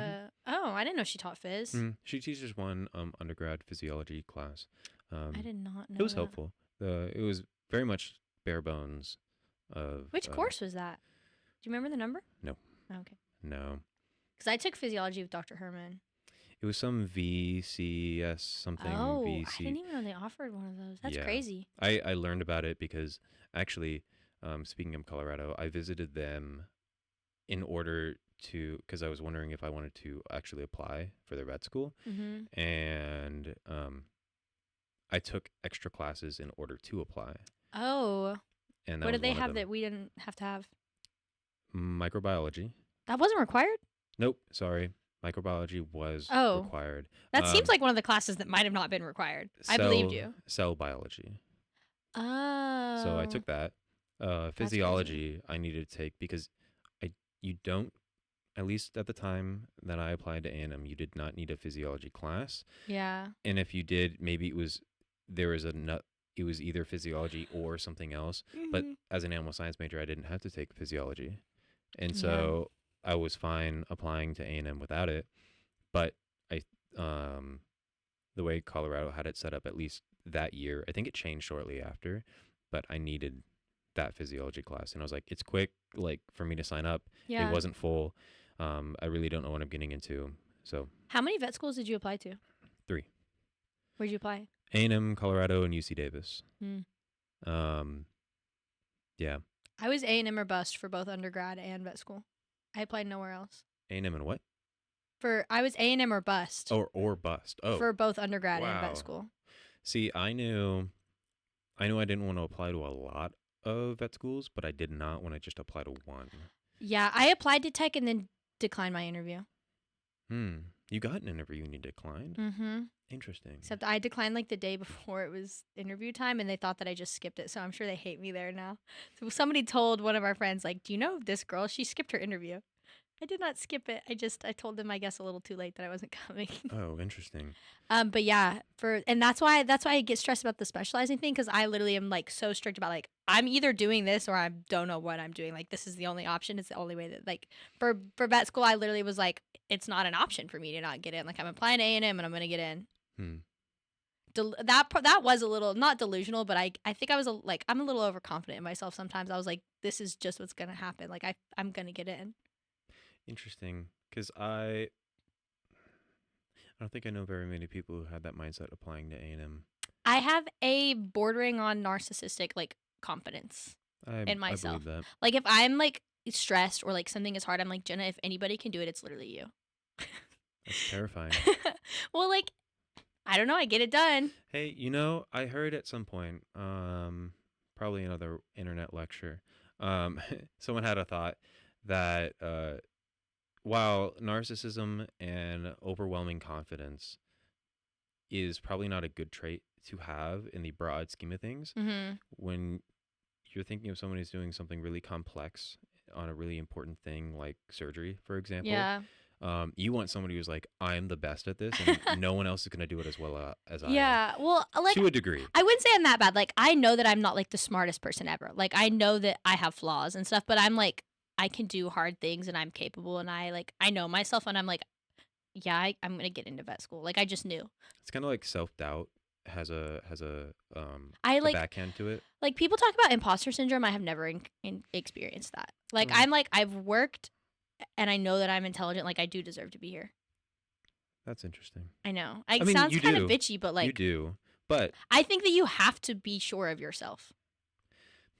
Like for me, like not going to college was not an option. Not getting into vet school was not an option. Like it was like what I had to do, so I did it. sounds like a healthy mindset as long as you keep it under control. I do Um, sometimes like I'll do something and be like, God, I'm a genius. But yeah, like that's more of a joke. I think I should just be over your shoulder, and I'm like, all right, now bench 225. That's my favorite thing to say. I'm not the strongest guy in the world, but Yeah. yeah, that's a good thing, good way to humble.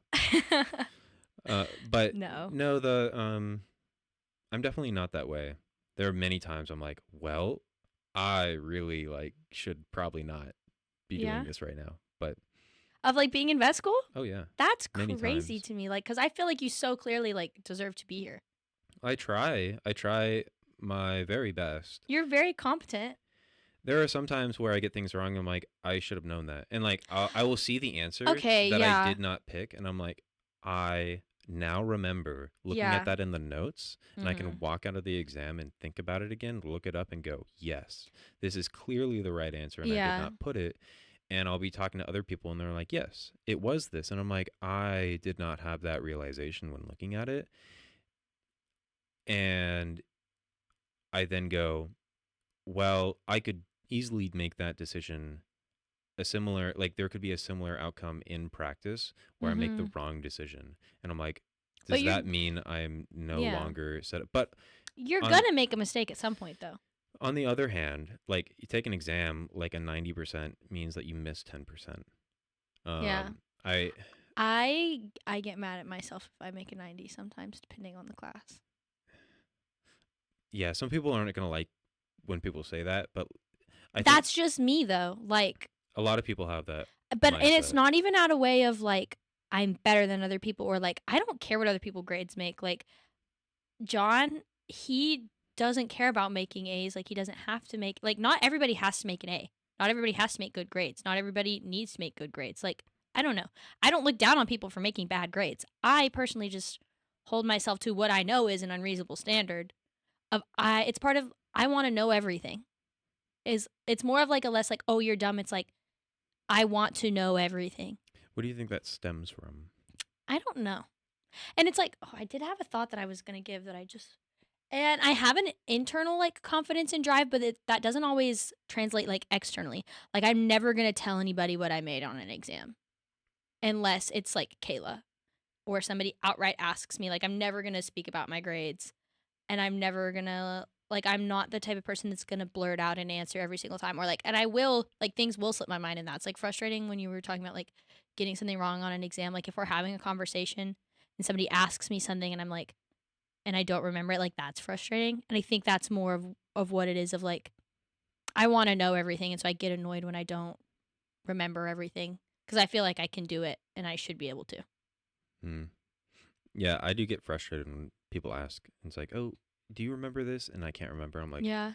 I should know that. Or like when they go to rounds, like when we go to rounds and they like ask a question, or like when I'm doing something with the vet and somebody asks me a question and I don't immediately remember the answer, I get frustrated with myself because it's like I knew that at one point because obviously I remembered it and I learned it, and it's frustrating to me when I don't remember IRL. So I have like that crazy confidence in my head, but like it doesn't translate externally.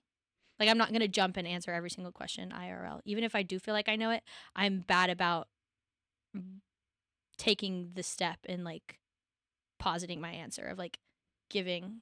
Does that make sense? Like Yeah. if there's a group of 5 of us and like somebody asks a question, I'm not going to jump to answer it first. Yeah. Because even if I think I know it, I don't know. No, I think that's fair. A Which number I of I try people. to be better about like asking. Sorry, I interrupted you again. You're good.